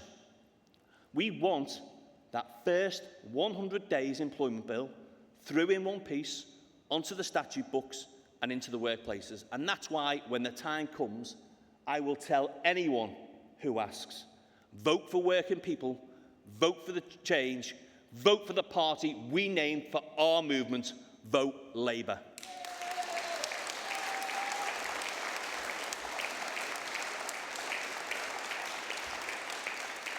Now, who would have ever thought a Scouser would go over to speaking time? So, look, I've talked enough. You've heard me set out a challenge to unions, a challenge to all of us to get this movement growing again. A challenge to our politicians that ask more of those who already have the most. And a challenge to both wings of our movement to kick this rotten government out of office. Let's go united into that next election. Let's deliver that New Deal. Let's win for working people. Solidarity Congress.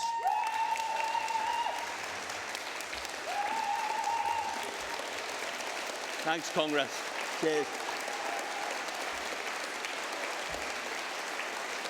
Thanks, everyone. Cheers. Thanks all. Thanks.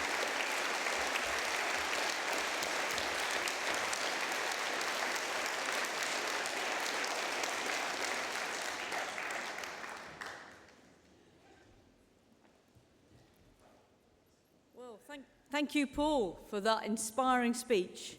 And congratulations. Thank you very much for your first 9 months in office. And of course, everyone here at Congress can join me into wishing you for the best for the period ahead. Thank you all. Thanks all.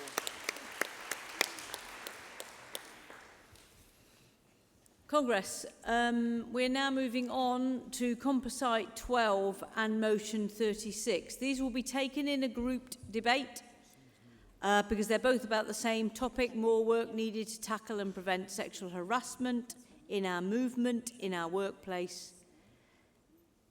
I will be taking the movers and seconders and supporters of Composite 12, then the movers and seconders of Motion 36, before taking further speakers. At the end of the debate, I will take the vote on Composite 12 and then the vote on Composite 36. I hope that's clear. Firstly, I call paragraph 3.5 of the General Secretary's report, then Composite 12, tackling violence, harassment and sexual harassment in all workplaces. The General Council supports the motion to be moved by EIS, seconded by CSP, supported by SOR, TSSA and UCU. Over to the EIS to move.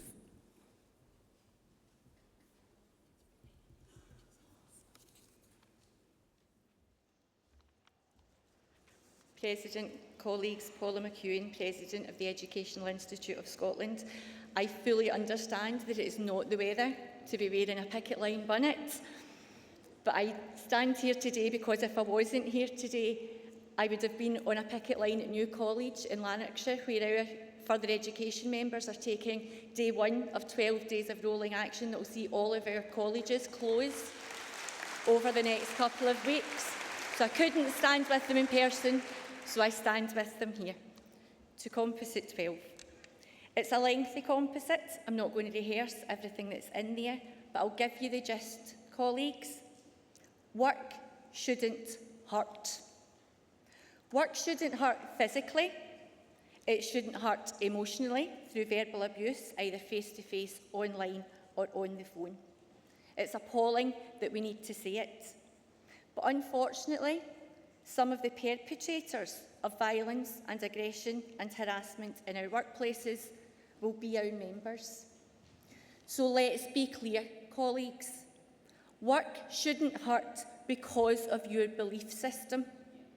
Work shouldn't hurt because of your colour. It shouldn't hurt because of your gender, your disability, your sexuality. It just shouldn't hurt, full stop. But we know that it can, and we know that some cohorts of workers are more likely to be victims of workplace violence than others. The International Labour Organization published a survey in December 2022. It was a global survey, but you can extrapolate the results to your own context.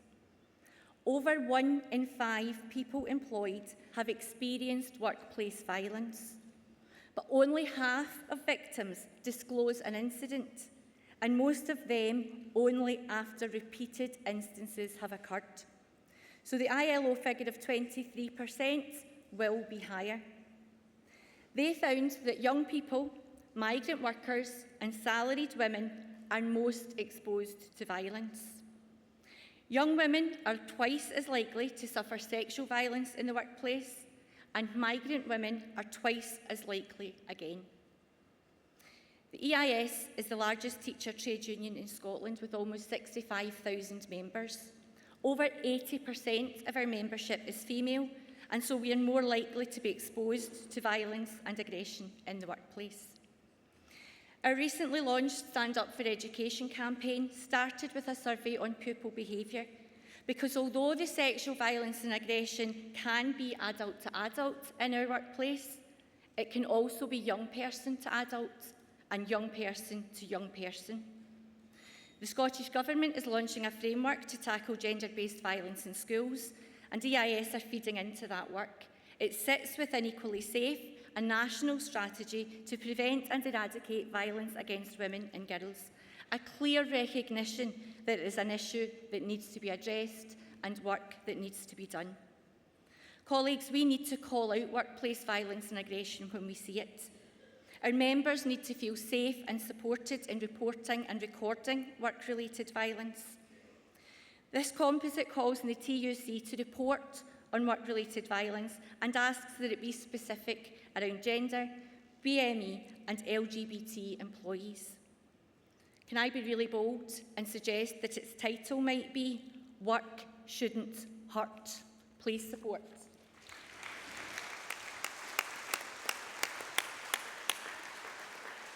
Thank you, Delegate. Seconded by CSP.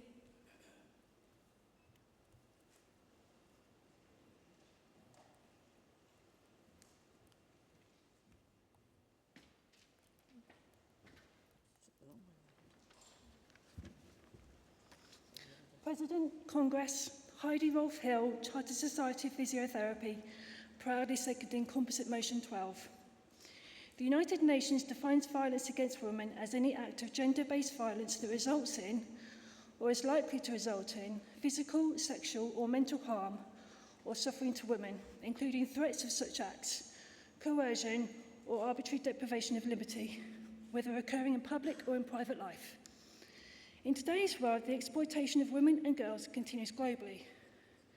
In 2017, forced marriage was designated a form of modern-day slavery by the International Labour Organization, with a probable 22 million people across the world living in forced marriages. These women are our colleagues, our friends, our sisters.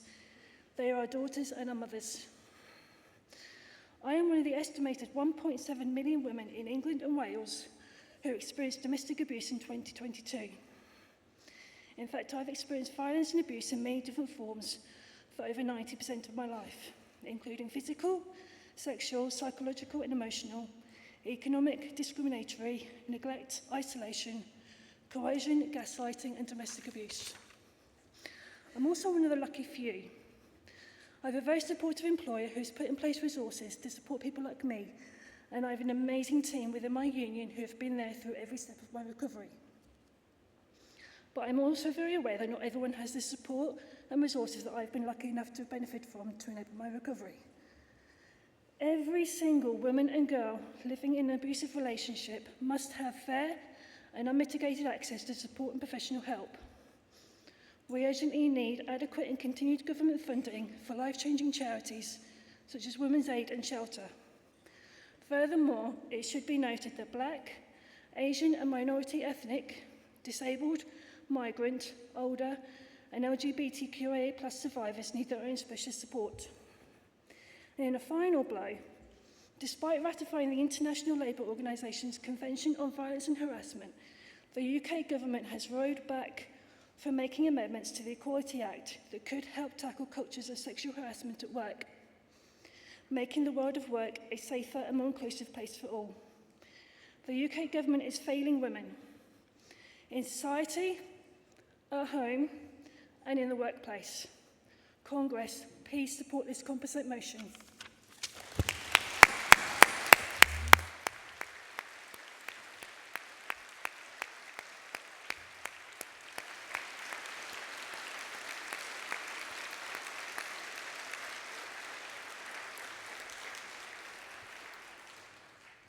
Well done, Delegate. SOR.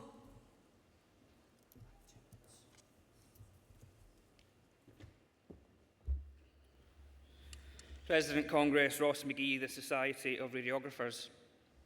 It is with great sorrow that in 2023 we must speak to a motion on the spectre of sexual violence and harassment in the workplace. The Equality and Human Rights Commission states that no workplace is immune, and a lack of reported cases does not mean it has not occurred. According to 2016 research from the TUC, 52% of women, and that becomes 63% of women between the ages of 18 and 24, reported experiencing sexual harassment at work, and it has not got better since then. A 2020 research survey showed that 44% of respondents have reported sexual assault in the workplace. 31% of those said their report had not been investigated. 17% were subjected to bullying and after a reported incident. 10% were threatened with dismissal or were dismissed. 9% lost out on promotion. 22% resigned due to being sexually harassed. Underreporting is likely to be a real risk due to the sensitivity of the issue and the way employers handle reporting. And it is, of course, an intersectional issue with higher rates experienced in minority groups. Diagnostic radiographers are often the first to detect violence in a domestic setting, but as a movement, we must do more to prevent sexual harassment and violence in the workplace. As trade unions, we must act to do more to protect workers. Difficulties and challenging behaviour in the workplace are everyone's responsibility, but it's also often difficult to have these conversations, and training is paramount. We must train our rep networks to be able to support people in the workplace. The White Ribbon Campaign is the UK's leading charity engaging men and boys to end violence against women and girls. Their mission is to help a preventative approach in tackling this by addressing its root causes, challenging and changing the long-established attitudes, systems and behaviours around masculinity that perpetrate gender inequalities and violence against women and girls. Congress, today we use our words to make firm a promise to women and girls to not stand by, to not excuse and to not ignore. Moving forward, we must put these words into actions to confine sexual violence in the workplace to history. Thank you.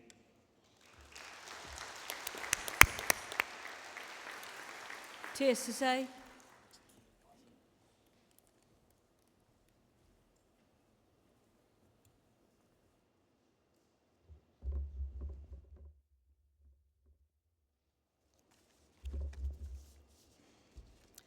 Bliss Primary TSSA conference. As we know, we're sadly uncovering the extent and realising the extent of the problem that we have within our union. That's sadly with misogyny, sexism, bullying and harassment, with talented sisters being bullied out or not taking part and not getting the positions and the activism that they should. We acknowledge that it's also a much more compound issue for sisters of colour, for black and brown sisters, for disabled sisters, for gay and trans sisters. And we acknowledge and pay tribute to the brave sisters coming forward to change things. The General Council, we thank the General Council and Committee for their work on this. And I invite all sisters to join the growing movement of Me to You, to grow confidence and to work in solidarity for the change that we really need to see. And if anybody is free tomorrow night and Tuesday, I do invite you to join our fringe meeting there. It's tomorrow evening. Recently, just before this conference, there was a new organising conference where TSSA, my union, was there as a case study in a session. We heard from Helena Kennedy. If you've seen the report, it's very disturbing. The inquiry uncovered power hoarding, sexism, drunkenness, and much more. And she spoke to us that day. We broke out into groups and discussed what it meant and where we could go with this. And the conclusion was really that this is not an isolated instance, as we know. We've had several inquiries, but also that behaviour cannot continue without the almost not consent, but acquiescence of other unions too, because in my union, many people saw what our former General Secretary, Manuel Cortez, was like. It was quite visible, and nobody spoke. People did not speak out. People were frightened to speak out. And we also know that talented staff are bullied out and actually are afraid to speak out because they don't think they'll get a job in any other union. So we have a joint responsibility to look at this. And if you think it's not in your union, you're not looking hard enough. And we came to the conclusion that all unions should have their own inquiries, that we really have to stop the use of non-disclosure agreements, silencing, gagging orders. In these cases, this is our members' money, very ill spent. And yes, policies, yes, we've got to improve our policies, we've got to improve our training, but TSSA, we found after the Kennedy inquiry that the former fiefdom had hidden a whole Connolly report, which was about the policies, which she said were really good, but were not being followed. And the former Assistant General Secretary hid it in a drawer. So when Helena Kennedy saw that and saw the same things repeated, yes, we had the policies, we did not have the practice. And we have to post these policies, but act on them. We've also got to acknowledge that sometimes there is complicity in staff unions who find it very difficult to look after their members in the power bases that they're in. And we have to establish safe reporting and a higher body that we can go to. My women's group in TSSA, Women in Focus, found that when we had a complaint with the union, it was difficult to know where to go. We did get a response from TUC about training and about how affiliates should be behaving, but we really need a place that we can go that is about that is independent and safe. Delegate time, please, if you could wind up. Yep. Right, I'll just wind up then and say it's really critical, not just the inquiries, but what happens in the aftermath.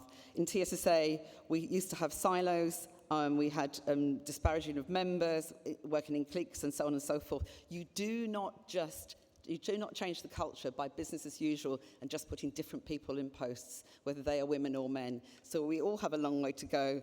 Please let's work together and let's make our unions fit to fight for the future that we need. Thank you.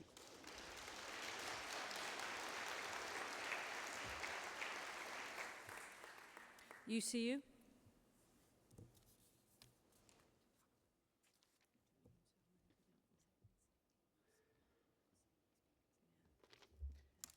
So, Congress, Maxine Luby from UCU University College Union, speaking in support of Composite 12 on tackling violence, harassment and sexual harassment in the workplace. Now, I'm struggling here because the delegate before talked about work shouldn't hurt, and that really hurt me. And it pains me that we are still having these conversations about sexual violence in the workplace. And that needs to change. So, just bear with me while I get myself together, because that was a really powerful speech from the previous delegate, and I think we need to acknowledge that it takes a lot of courage to come up here and speak about those things in that manner. So, conference, it's a travesty that so many workers across the UK go to work fearing for their own safety. That so many workers are sexually assaulted and harassed just for doing their jobs. The government's own research has shown that 1 in 3 workers has experienced sexual harassment in the workplace. And we know that the risk is not shared equally. Women, Black, disabled, and LGBT+ workers are disproportionately more at risk of experiencing sexual violence at work. TUC research shows that half of women who have faced sexual harassment in the workplace, that Black women face double discrimination with both racist and misogynist abuse, while 7 in 10 LGBT+ and disabled workers have experienced sexual harassment. And that's backed up by UCU research, which showed that disabled and LGBT+ staff in tertiary education were much more likely to experience sexual violence than their non-disabled peers. The sad truth is, employers are simply not doing enough to protect their staff from sexual violence. We need urgent action to ensure a truly zero-tolerance approach to sexual violence in all its forms. That must include a duty to prevent harassment by third parties. Our own research in UCU shows that 14% of tertiary educated staff who have experienced sexual harassment had been harassed by a student. And research by the British Medical Journal and Guardian also showed that almost 60% of sexual harassment and assault incidents were reported by NHS staff were by their patients. It's fair to say we need action, and we need it now, to end this scourge of sexual violence in the workplace, in our movement and across the whole of society. But we know the employers won't ask unless we make them. That's why it is vital we as a movement put our collective weight behind measures like this, which can make a real difference. We also need to lead... If you could wind up, Delegate, in a minute. Thank you. We need to lead from the front on this issue, and that's why I urge you to support this important motion. Thank you, Congress.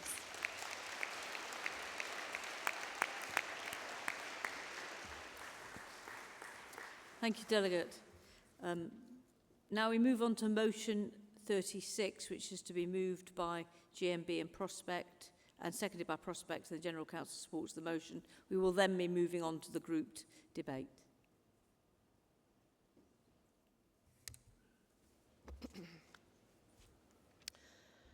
President Congress and Dean, GMB, moving motion 36 from the TUC Women's Conference.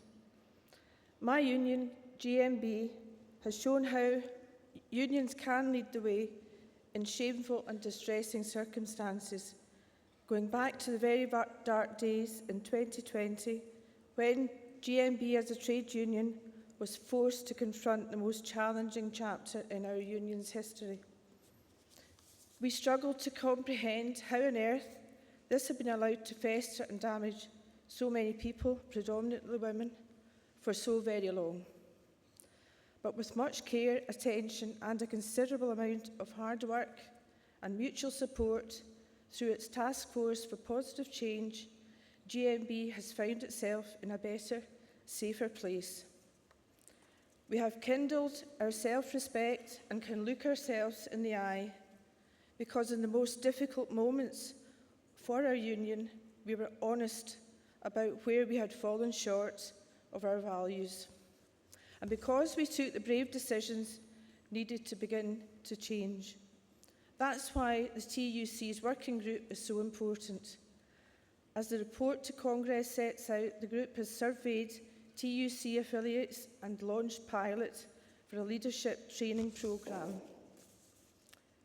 We need changes from government, including a preventative duty on employers. And the working group must continue in the year ahead. Like any improvement process, this work will never be finished. It will never be sorted. Culture change is not a tick box exercise. It is about all of us living the values of our movement: equality, inclusivity, allyship and solidarity. And we as trade unions must continue to ensure we build and maintain processes that promote safe working practices, guided by expertise. We must never let our movement slip back into those dark days. Congress, these first steps we've taken would never have happened without two important women at the helm, and it gives me so much pleasure to be able to say a very genuine and heartfelt thanks to those two women, our GMB President, Barbara Plant, and Dr. Helen Mott. Without Barbara and Helen, we would have floundered and struggled to get ourselves off the ground.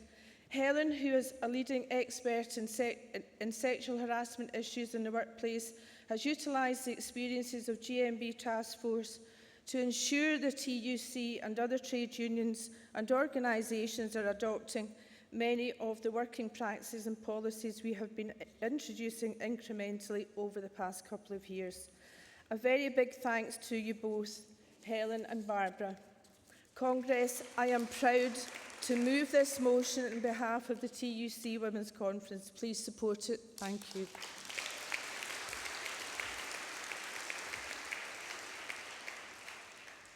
A motion to be seconded by Prospect.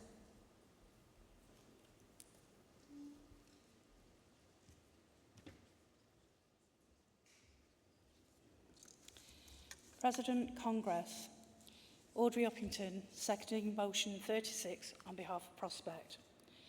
Sexual harassment is a scourge in our society.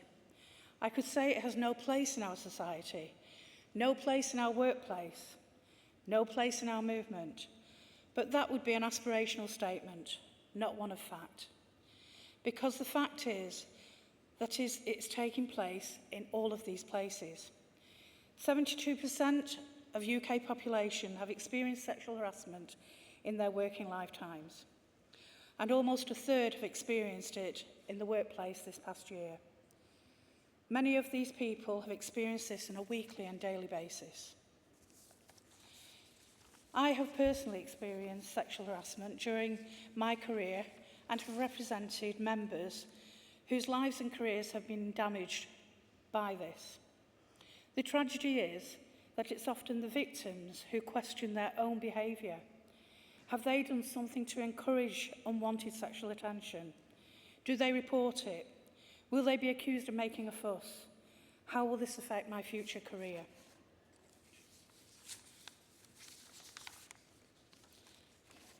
It is endemic, it's catcalling, disgusting and belittling comments passed as a joke, lingering stares and lingering hands, and sometimes, horrifyingly, sexual assault and rape. You don't need me to tell you that the behaviours are disproportionately aimed at women, especially those who are BAME, LGBT or disabled. Because harassment is a power dynamic. No workplace is perfect, and sadly, no union is perfect. But only by recognising that can we take action needed to end this appalling behaviour. Our ambition as a movement must be to go further than simply compliance. We must change cultures that have been allowed to perpetuate for too long, stamp out tolerance of sexist behaviour, ensure there is no fear of reporting unwanted behaviours, building a movement that can serve as a model for the wider world. So Congress, do not just vote in support of this motion. Raising our hands to wave it through is not enough. When we leave here at the end of Congress, we must go back, each and every one of us, back into our workplaces and, yes, our unions, and do all we can to make them safe places for all women to thrive. Thank you.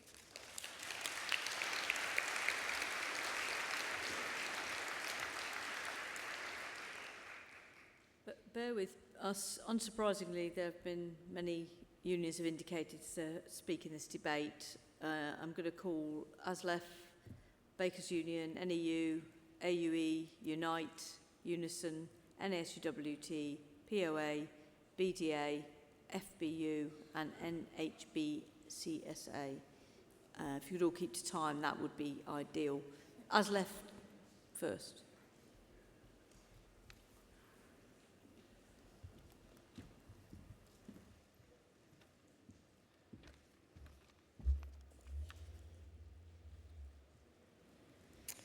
Congress. Dawn Stewart, ASLEF, speaking in favour of motion 36. Congress. Research has made it clear that harassment and sexism are widespread in our workplaces.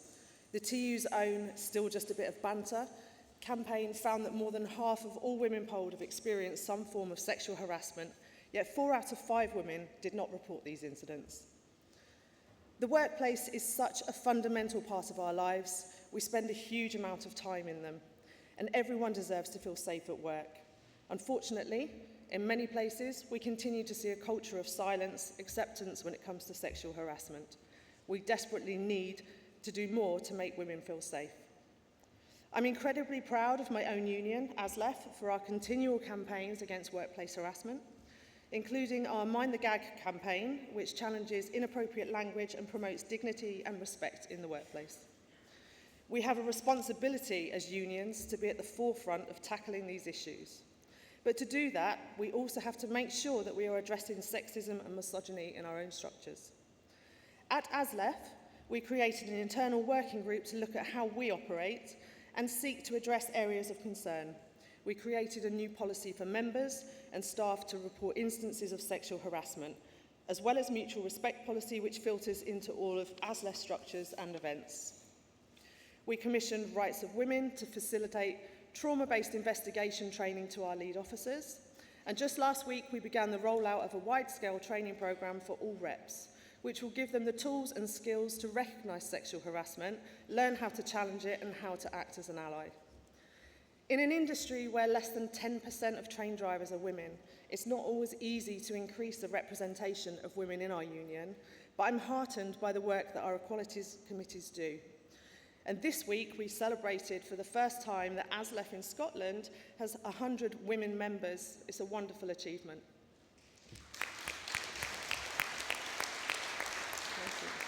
Congress, this motion speaks from the heart of what unions are about: equality, fairness, and a better world for us all to live in. Please support this motion and the work that we're all doing to make our workplaces, our unions, and our society fairer, safer for all women and for all workers. Thank you.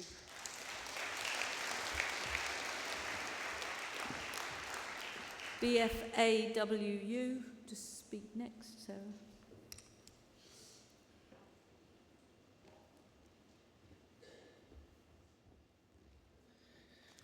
President, Congress, Sarah Woolley, General Secretary of the Bakers Food and Allied Workers Union, speaking in support of both Composite 12 and Motion 36, so I'm squashing 6 minutes into 3.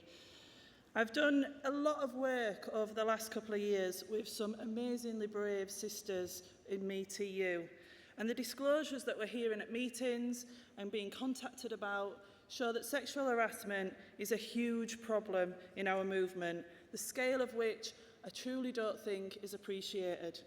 It is simply no good saying our movement reflects society and therefore it is expected there will be sexual harassment and violence within it. Our movement should be better. It should be the beacon that society thrives to be. There should be no racism, no homophobia, no transphobia, no sexual harassment and violence in our movement at all. And those who feel it's okay to act those ways towards other people within it have absolutely no place in our trade union movement because they are not trade unionists. How do we hold employers accountable for their lack of action when we are acting quickly enough ourselves? How do we look our members in the eye when considering putting subs up when potentially hundreds of thousands of pounds of their money has been spent on silencing survivors using non-disclosure agreements and paying off perpetrators? All unions, not just the TUC, should be have a standing tabled agenda item on its national executive committees that talks about sexual harassment and what is being done to tackle it. Congress, we need a culture change. It is no longer acceptable to have open secrets about who should be avoided when the bar is open, ensuring young women aren't left alone with certain men in our movement that are called brothers but certainly don't act like it. And I want to finish by giving a huge shout out to Nikki Pound, who has done a phenomenal job getting the TUC work done up to here, supported, I know, by Kudzia Batul. But the culture hasn't changed, Congress, so the work isn't done. And more resource needs to be put into sexual harassment working group to ensure everything asked for in the motions and the many other motions that have yet been passed on sexual harassment to be debated at future women's conferences and congresses can be implemented properly. So please support both the Composite and Motion 36. Thank you.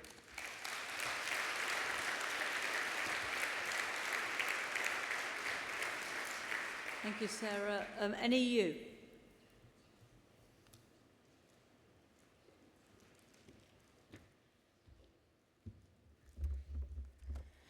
Good morning, President, Congress. Mairead Canavan, National Education Union. I'm a secondary school teacher in Wales. As someone said yesterday on this topic, I made nearly the same speech last year, and that's quite depressing because it can make us feel like we're not getting anywhere. But if there's anything I've learned since being active in my trade union, it's that, as Tony Benn, one of my heroes, said, there's no final victory as there is no final defeat. There's just the same battle to be fought again and again. So I'm trying to bloody toughen up, as he suggested, and I'm getting used to saying the same things again and again. Sexual harassment is a global issue. It stems from unequal power and status. It can affect anybody, but it's primarily felt by women. It's a personal experience which may be very different for every person. It's part of a wider, relentless culture of sexual violence and misogyny. It's important that we not only define what sexual harassment is, but also what it's not. Sexual harassment is not any of these. It's not low level. It's not the fault of the victim. It's not the victim's responsibility to find solutions to this problem. That responsibility is shared. It's not just a problem for women to solve. Men must take responsibility for solving it too. It's not limited to physical, verbal or online acts, but can be anything which makes the victim feel uncomfortable. And it's not just banter. In the NEU, we've been campaigning around sexism and sexual harassment for years. In 2017, along with UK Feminista, we conducted a study on sexism in schools called It's Just Everywhere. And we found that schools, education bodies and government must take urgent action to tackle sexism in schools. Work around this topic is ongoing in my union, and only a few months ago the NEU released a new toolkit called It's Not OK. Our goal is to have schools across the UK saying that it's time sexual harassment stopped and making a public commitment to making that change. We've been rolling out the toolkit to our regions, districts and branches, and there is also training for boys and men on how not to be a bystander, which is vital. The whole union movement has spent a couple of years now working hard on preventing sexual harassment. Last year I was at the Women's Council of the Isles in Glasgow, where the whole 2 days was devoted to discussing sexism and sexual harassment. From that council we sent a motion to TUC Women's Conference, and from there we sent this motion to this conference. In Wales, we've already started to implement some of the instructions of this motion. Wales TUC General Council has sexual harassment as a standing item on every agenda, and the Wales TUC have produced their own toolkit, which they've just updated recently. The Education Workforce Council in Wales held a very timely webinar earlier this year about sexual harassment in schools, at which I spoke about the work the NEU done alongside other organisations. Unfortunately, sexual harassment is so ingrained in our society, our workplaces, and even more unpalatably in our unions, that it's often very difficult to root it out. But root it out we must. Time, Delegate, please. Thank you. Let's all make a pledge today that we will never again be bystanders where we see sexual harassment taking place. Always be an upstander, never a bystander. Please support.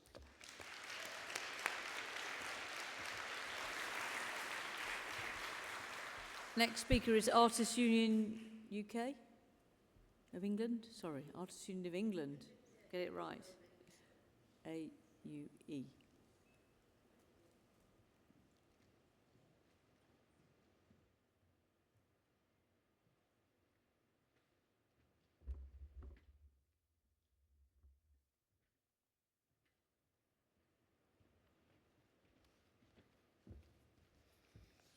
President, Congress, Zita Holborn, speaking in support of motion 36, AUE, Artists Union England, but of course supporting the composite as well.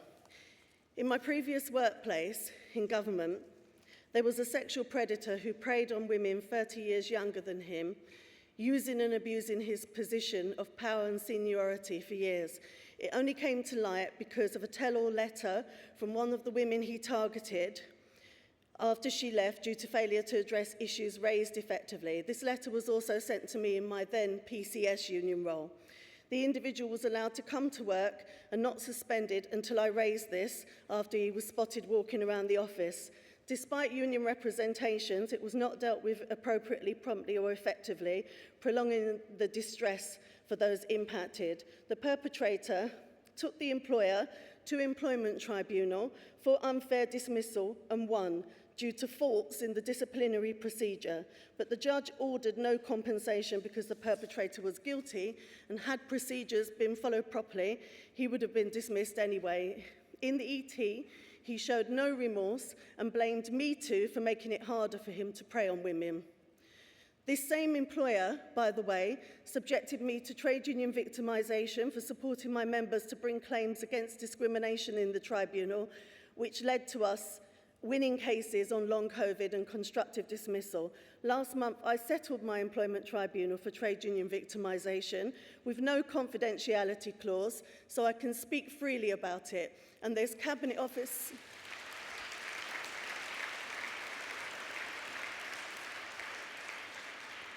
Off the back of Me Too, there is Cabinet Office guidance, which means that employers in the civil service cannot automatically put in confidentiality clauses. And so we need that across the board. In the arts and culture sector, we face a culture of sexual harassment and fear. Many arts workers do precarious work and have to compete for work, so they are fearful of repercussions if they complain, with their work cancelled and no pay with no recourse. A disproportionate number of women working in performance arts and producing and making art experience sexual harassment. A key issue is a lack of structures in arts organisations to address issues and a lack of policy. Last week, I spoke at an international arts convention about the importance of safety standards, policies, and creation of safe spaces for women, but also intersectional women and artists who are disabled, Black, LGBT+, who are taking part in arts residencies.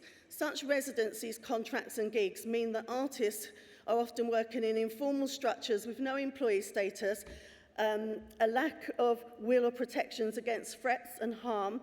They can be working in isolation abroad and in remote and unfamiliar settings on short-term contracts and very often self-employed. So we need to ensure that in carrying out the instructions of the motion, we include all types of workers, including artists, and that employers have robust and effective systems to deal with sexual harassment, no confidentiality clauses ever in these cases, and yes, the trade union Time, Delegate, please. their own house in order. Thank you, President. The next speaker is Unite, and then it will be Unison after that.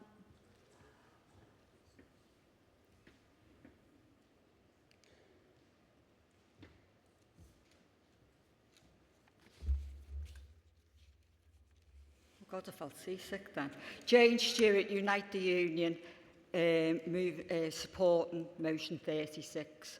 Conference, the outcome of this motion must be to take action and progress achieved. We have passed motions before.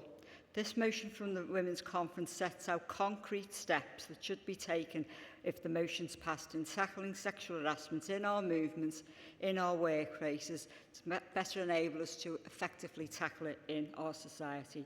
It requires leadership and for leadership to make it a priority, not just have a discussion about it because a motion's been passed. I see our younger women coming through our foundations, the foundations that we and other women and trade unionists have laid, and I see their impatience at the need to tackle this issue. I feel my frustration when I see that all the progress we've made, we have so much more to do. It is quite stark how little progress has been made on this issue. The terrible cases in our labour movement, the institutionalised misogyny in the police force, the objectification of women must end. I look at Spain and I see how the achievements in winning the World Cup has immediately been undercut by the act of sexual harassment towards Jenny Hermosa, an act that has catalysed an outpouring of women's anger and a demand to drive change in society in Spain. Last night, the perpetrator resigned, and he says to clear his name. Well, I say, Conference, let's forget his name and let's remember the Spanish women who said, no more, no more.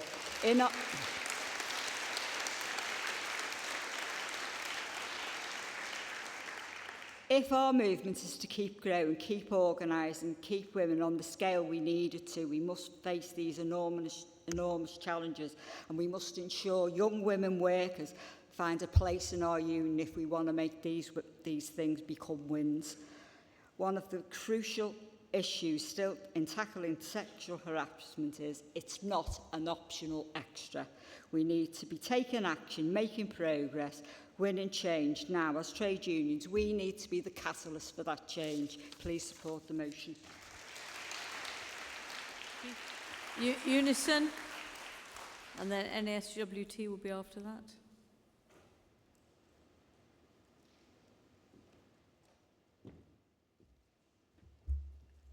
Good afternoon, President, Conference. Sharon Foster, Unison, speaking in support of motion 36. More work needed to tackle and prevent sexual harassment in our movement in the workplace. Congress, sexual harassment is a form of violence against women. It is unwanted and it is deliberate act of violence on a person's dignity. It creates an intimidating, hostile, degrading, humiliating and offensive environment for the victim.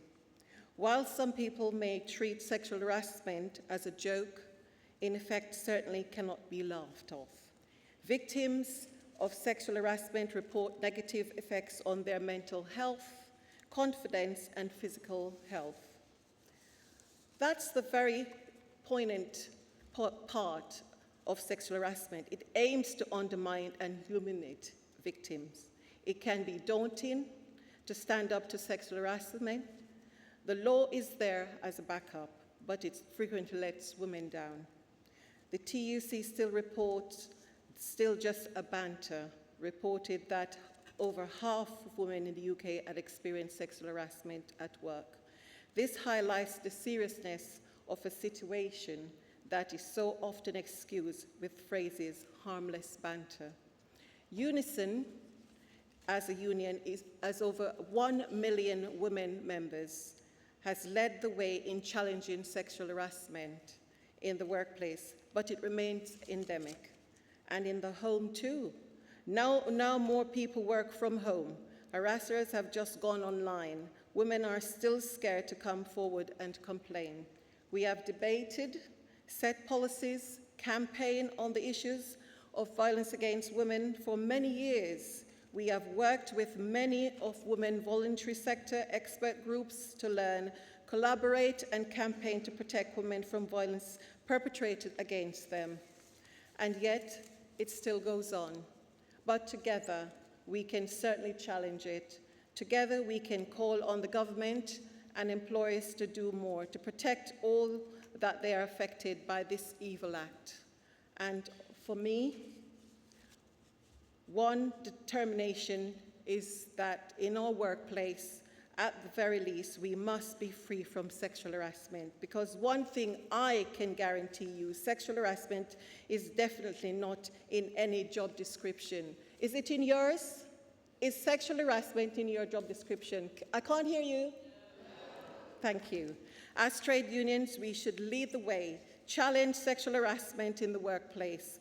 We should encourage women to speak out, discuss it, and address it and fight it. So let's get active to ensure that such behavior in the workplace is never tolerated, that employers and work colleagues always... Time, delegate, please. The dignity at work policies are in place and properly implemented. Please support.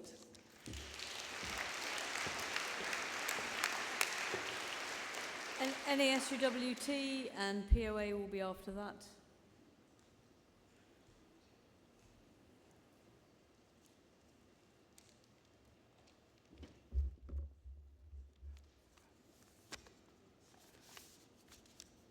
Mark Morris, NASUWT, the Teachers Union, Pranam Dar, President, Congress. Speaking mostly on motion 32 as the wider debate, but obviously supporting motion 36. The motion 32 rightly quotes the Health and Safety Executive's definition of violence at work. It is a risk that has to be assessed and managed just like any other. No job, as we've heard, should have the expectation that you should go to work to get punched, kicked or spat at. The NASUWT, along with sister unions, has always worked to ensure workplaces for its members were safe, but it was exposed during the pandemic that employers were falling short in their responsibilities or had even forgotten their obligations. These employer failings are not only evident in education. I've seen from attending conferences and doing training and seeing on the news the reasons other sister unions are taking industrial action. It can be seen that health and safety concerns are the same whatever sector you work in. The Health and Safety Executive report that 50% of sickness absence in the UK are accounted for by work-related stress, depression and anxiety. These are the same in any sector you work in. It could be caused by workload, poor conditions, but also bullying, violence from colleagues, students or the public, and we know those figures are underreported. Since the election of this government, the narrative has been that health and safety legislation is red tape, unnecessary red tape that stifles productivity and hinders profits. The austerity measures in place since 2010 has halved the number of health and safety inspectors, and this has been made worse by cuts in local authorities and health boards. Confidence and management of violence and aggressive behaviours was already poor, but sadly the behaviours have worsened across the UK since the pandemic. As a victim of assault at work, I took my own advice and reported it to the police and made a statement. During that process, the police officer stopped and said, "If we let this carry on in schools, God knows what it'll be like in town on a Friday night." Now, teachers get blamed for a lot of things, get asked to sort out on many of society's problems, but sadly, like many other workers, they are leaving their jobs because of violence and aggression from pupils and parents. In my own casework, I can only describe it as teachers being broken by the behaviour of their pupils.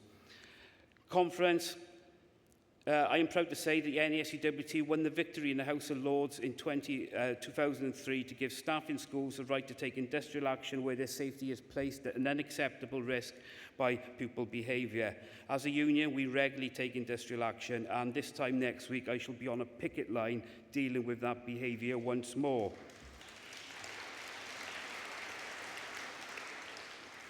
Thank you, Conference. We need to support and organise around this agenda. Support the motion and the composite. Thank you. POA to speak now and followed by BDA.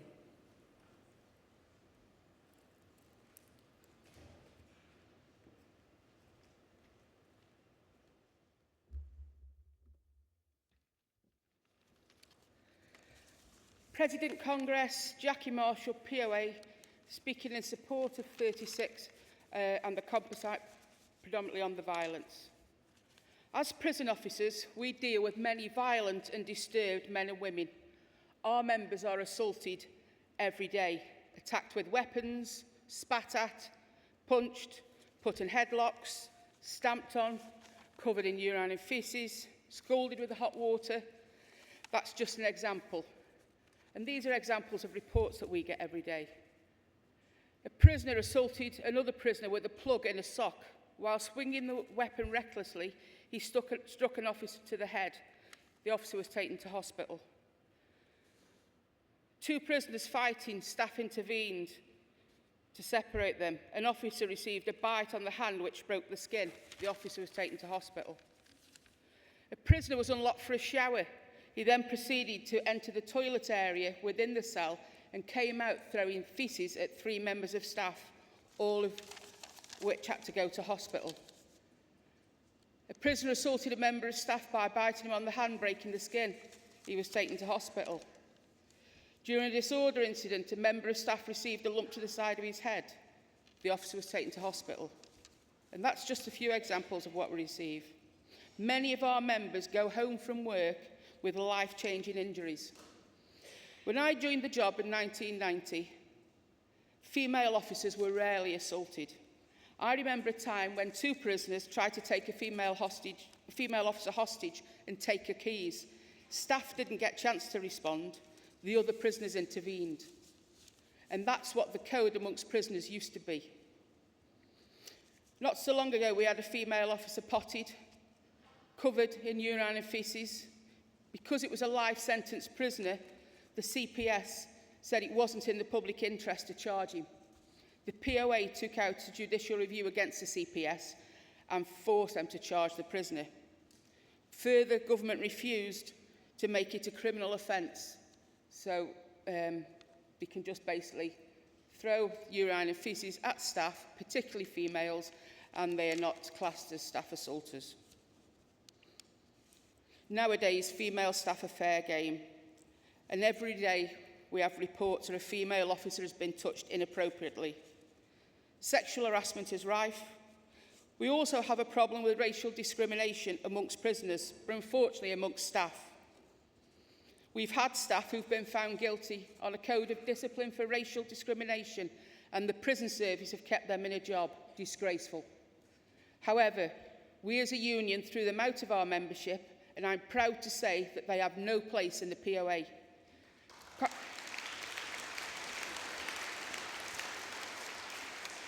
Congress, one assault is one too many. Please support. Thank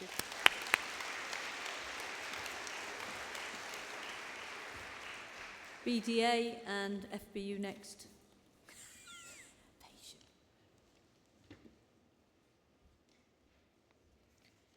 President Congress Vicky Bennett, British Dietetic Association, supporting motion 36. No woman should suffer the fear and indignity of sexual harassment in the workplace, but we know from the groundbreaking work of the TUC that this is a reality for many of us. We know from previous research, which gave us the report, Still Just a Bit of Banter, that 1 in 2 women have experienced some form of sexual harassment in the workplace, and that 4 out of 5 do not report it to their employer because of the fear of victimisation.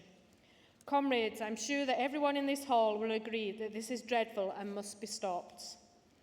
So what if that woman's employer is a trade union? What if she is an activist in her trade union? Where does she go for help if she is a victim and the perpetrator is a senior man in her trade union? Over the past few years, there have been shocking instances in our movement that have come to light due to the bravery of women coming forward to speak up about their experiences, with shocking accounts of the behaviour of some of the most senior leaders in our movement. 2 King's Council investigations have been held with reports published, and they've made very, very distressing reading. The TUC took action in both cases and assisted with the work that followed. A working group was established and has done some excellent work in partnership with the Women's Committee. The report of the group was released at Congress last year and highlights that work. Congress, we must never ever have anything like this happen again. We are the leaders and the representatives of our workers. We're here to support and protect the women that work, so for anyone to feel unsafe in our movement is an enormous betrayal. We need to change any culture that gives perpetrators the opportunity to harass women. We must change our structures and policies. We must educate everyone. And above all, we must empower women in our movement to take positions of leadership, and that any man who cannot uphold our values of equality, dignity and respect has no replace here. But comrades, there's still much more to be done, and the working group recommendations must be implemented in full, and a programme for education and culture change established. We must work together to ensure that women are safe from predatory behaviour and that our movement leads by example. Please support this motion.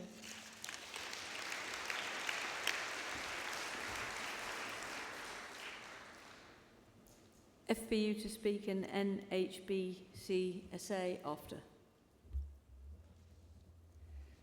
Good afternoon, President, Congress, Maria Buck, Fire Brigade Union. Our workplaces have significant problems with discrimination, harassment, bullying, oppression, sexism, misogyny, racism, homophobia and transphobia. An enormous amount of effort went into addressing the issues, and various plans and policies were produced, working with government and workers that fell not just short, but never even got going. Year on year, recommendations were largely ignored, and the voices of women were disregarded.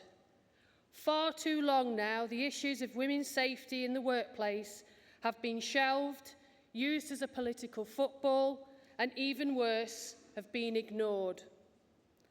Our wives, daughters, sisters and siblings are unanimous when we say enough is enough. The FBU is fully committed to the eradication of all discrimination in the workplace, and our union is clear. Fairness at work must be a practice, not a policy. Our unions have a proud history in standing up for workers' rights, and this includes the FBU's all different, all equal policy. So what do we actually mean when we say all different, all equal? It means every single member has the right to be accepted and treated the same as everyone else, no matter in what sense they are different. Anything less isn't equality. The FBU have been at the forefront of challenging not just the employer but themselves, and are proud to play a role in the TUC Executive Committee Working Group on tackling and preventing sexual harassment. The FBU will continue to be the lead organisation fighting to improve the working lives of its members of the Fire and Rescue Service. It is the duty of every member to remind each other it is their responsibility to treat each other with dignity, respect, and challenge discriminatory behaviour such as sexual harassment. I just repeat, fairness at work must be a practice and not a policy. Solidarity Congress.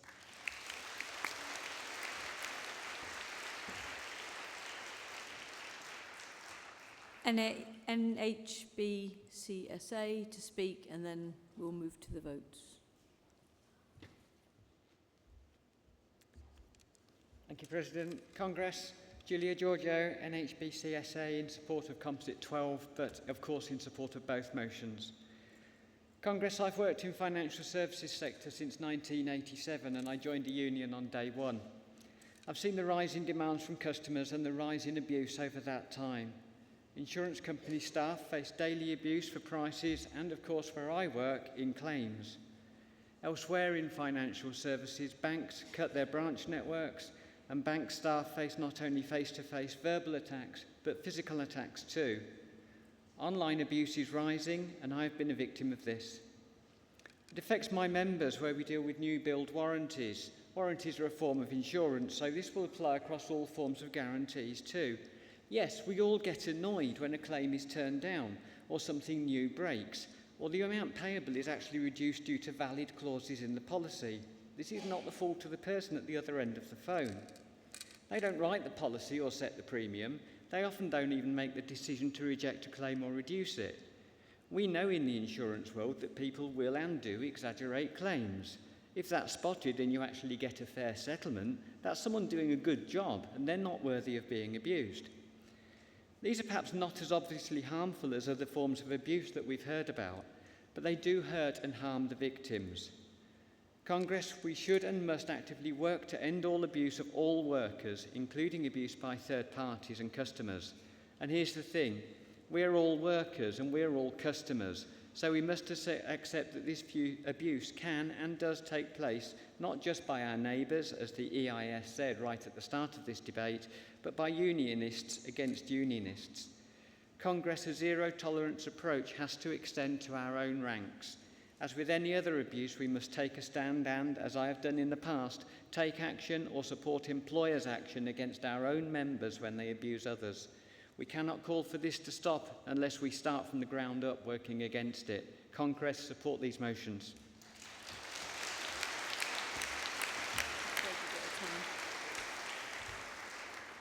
Congress, I will now take the vote on Composite 12. Will all those in favour please show? Hands down. Will all those against indicate? Nope, that is carried. I'll now take the vote on motion 36. Will all those in favour of motion 36, the motion from the Women's Committee? Hands down. Those against? That is carried. Thank you, Conference. I now call paragraph 2.6 and the Composite 8 on social security. The General Council supports the motion to be moved by PCS, seconded by Equity and supported by the NUJ. And this is the last motion we're taking this morning. PCS? Ooh. Oh. Well, it falls if it's no mover.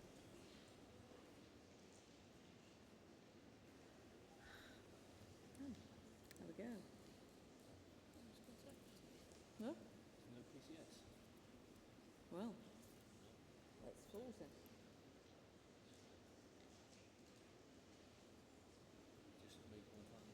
One final call for PCS delegate to move Composite 8.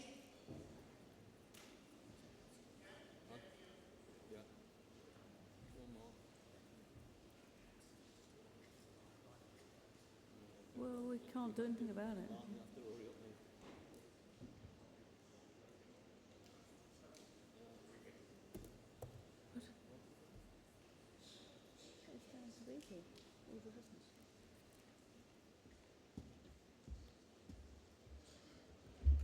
President, conference, apologies for that. We were under the impression it was Wednesday morning, and it wasn't me due to be making the speech, so here goes.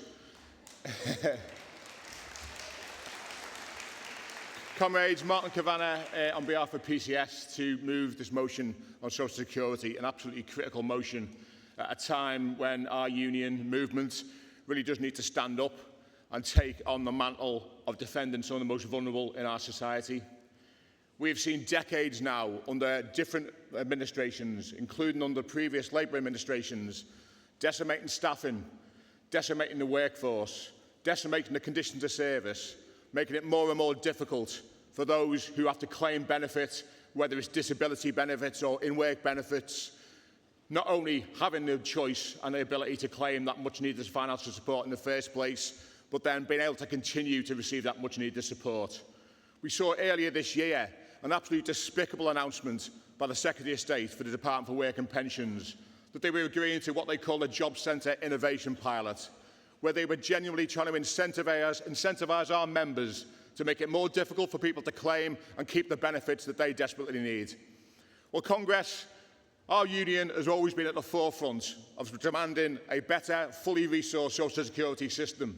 It's always been at the forefront of demanding that those who absolutely need our support, absolutely need the ability to be able to make ends meet at the time of poverty, at the time of disability or sickness, get that support at day one. It should never be a punitive system like it is now. It shouldn't be one that is there to try and make it more difficult for people to get help. It should be absolutely, from day one, a system that is there to support, that is there to help and generate a genuine understanding of what people go through at the time of most need. And comrades, our members, when we organise, when we mobilise, have been at the forefront of fight back on a despicable conditionality and sanctions regime. And I want to applaud the work that we've done with our brothers and sisters in the Unite community, not only in terms of conferences on social security, but absolutely being at the forefront of advising claimants and claimant groups about how they can get round some of the worst aspects of the modern social security system. But comrades, let's be clear about this. It's not just the Tories that need to wake up and smell the coffee on this. Every single politician who sees anyone who claims benefits as a scrounger, as somebody who is a blight on the state, quite frankly, needs to sod off. Because these people aren't scroungers. These people aren't scroungers. And if you needed any more advice or any more notice of that, see what happened during the pandemic, when virtually overnight, 2.5 million people were plunged into absolute desperation.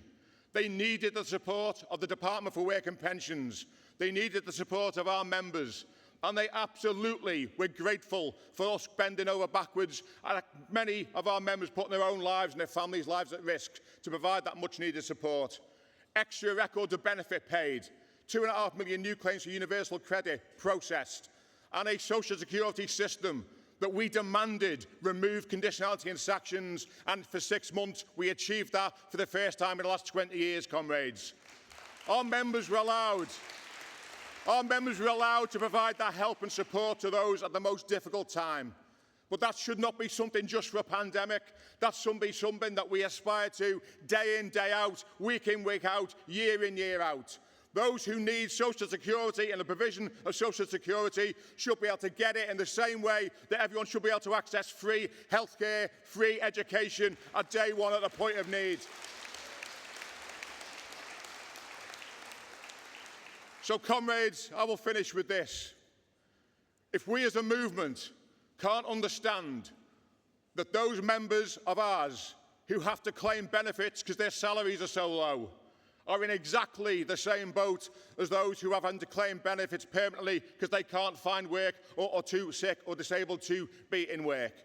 If we as a movement don't grasp that concept, then we are failing, we are letting those people down, and we are letting future generations down. a proper, fully funded social security system that stays within the public sector and stays within the civil service, that is absolutely based on providing help, support and confidence at the point of need from day one right the way through that journey, is something that we all need to demand and will continue to demand. Our union comrades will be at the forefront of it, as our members who have to deliver it. But I urge every single union, every single trade unionist, not just in this room, but back in the workplaces, to get behind that campaign, to get behind PCS and our members, to try not to allow others to scapegoat our members, to say that they are the problem. They are not the problem. The Tories are the problem. Any right-wing politician who sees that those who claim benefits as a blight are the problem. They're the ones who should step aside and move on. We will provide a system. We as a movement demand it. We will get there. Cheers, comrades.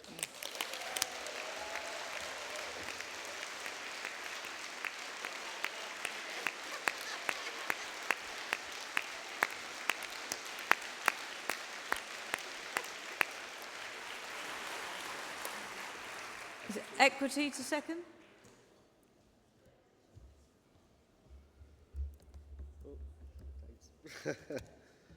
Cool. Right. Hi, everyone. Paul Valentine from Equity. Like my PCS colleague, I was expecting this to be on Wednesday. So guess who hasn't written a speech? Yes! So, in true Equity tradition, improv. That's what we've got right now. Thanks. So essentially, I mean, obviously we're seconding this motion because, again, we're kind of what we're doing really is we're taking this from the sort of creative freelance angle, because obviously for us as sort of, I guess, atypical workers as well, a lot of our work, I'm an actor in a union, creative workers, we've all got sort of different freelance portfolio careers, that kind of thing. So we've naturally, our members need the social security net, because we'll do our work, we'll drop out of it, we need some extra support, then we'll come back in again. Ironically, actually, I was happy to second this anyway, because I'm also a member of PCS, because I have to have a day job from when I'm not acting. So I work at South Bank Centre, it's the cultural sector. So all that comes in as well. But that partly comes in because our social security net isn't fit for purpose. It is rubbish. And one of the big things that Equity have done is worked with the University of Warwick, and we've sort of been like in conjunction doing sort of research, etc., to show people how useless this system is. And one of the big things that we're pushing towards is the abolition of the minimum income floor, because it just completely skews everything. I won't go into complete detail now because I'm running out of time and I didn't write a speech. But essentially, it's on the motion as to why it really isn't fit for purpose. So I'm gonna wrap this up early, I think. Hooray, because it's almost lunchtime. Please support this composite and take care, everyone. Cheers.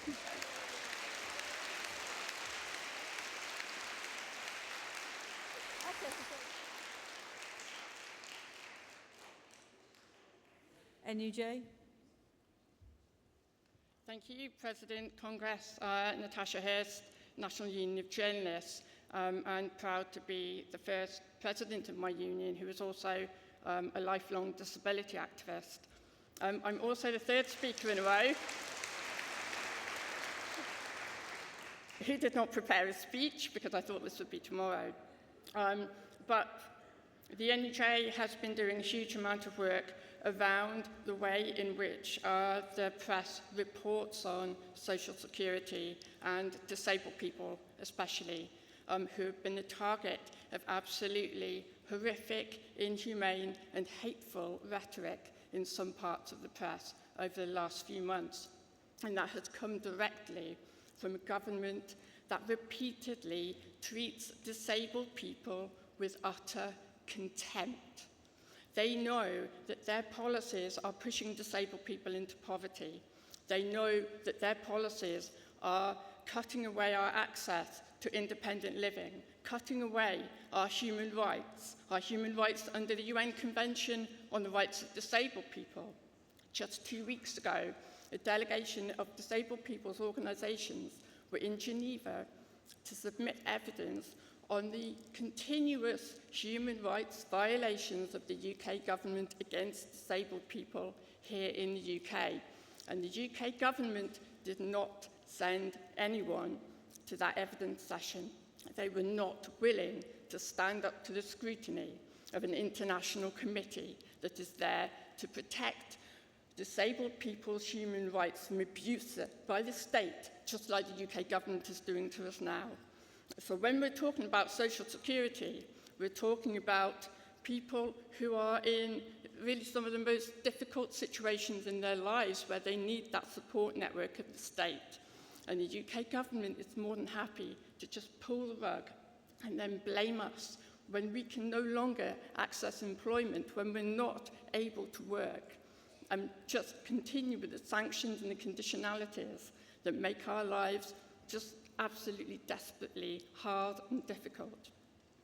So we are appealing to the wider trade union movement to not forget us. Remember that we need that collective power behind us if we are going to bring the government down on this, because they really do not want to listen. This is just one of a number of areas in which they are continuing to attack us. So please support, but please keep on taking action within your unions and within your workplaces to support disabled people who work, who want to work, but also who can't work and have every right to live happy, secure and healthy lives. Thank you.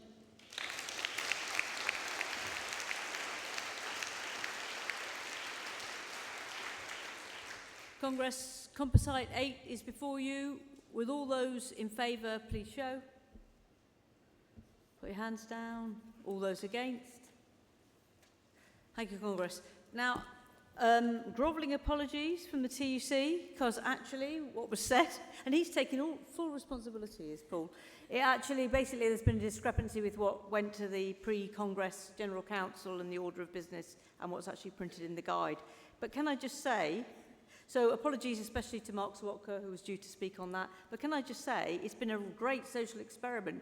3 really good speeches from all of you on the spot. I think it's been brilliant, actually. So, okay. Congress, that concludes this morning's business. Your fringe meetings are on. Look in the guide, page 33 onwards, and you can check the website. Congress, you need to know this before you go. The hall will be closed now, and it won't be open again until 1:45, so take anything you need when you leave. You'll not be able to access the hall before 2 o'clock, but please be back promptly for this afternoon's session. Congress now adjourned until 2:15.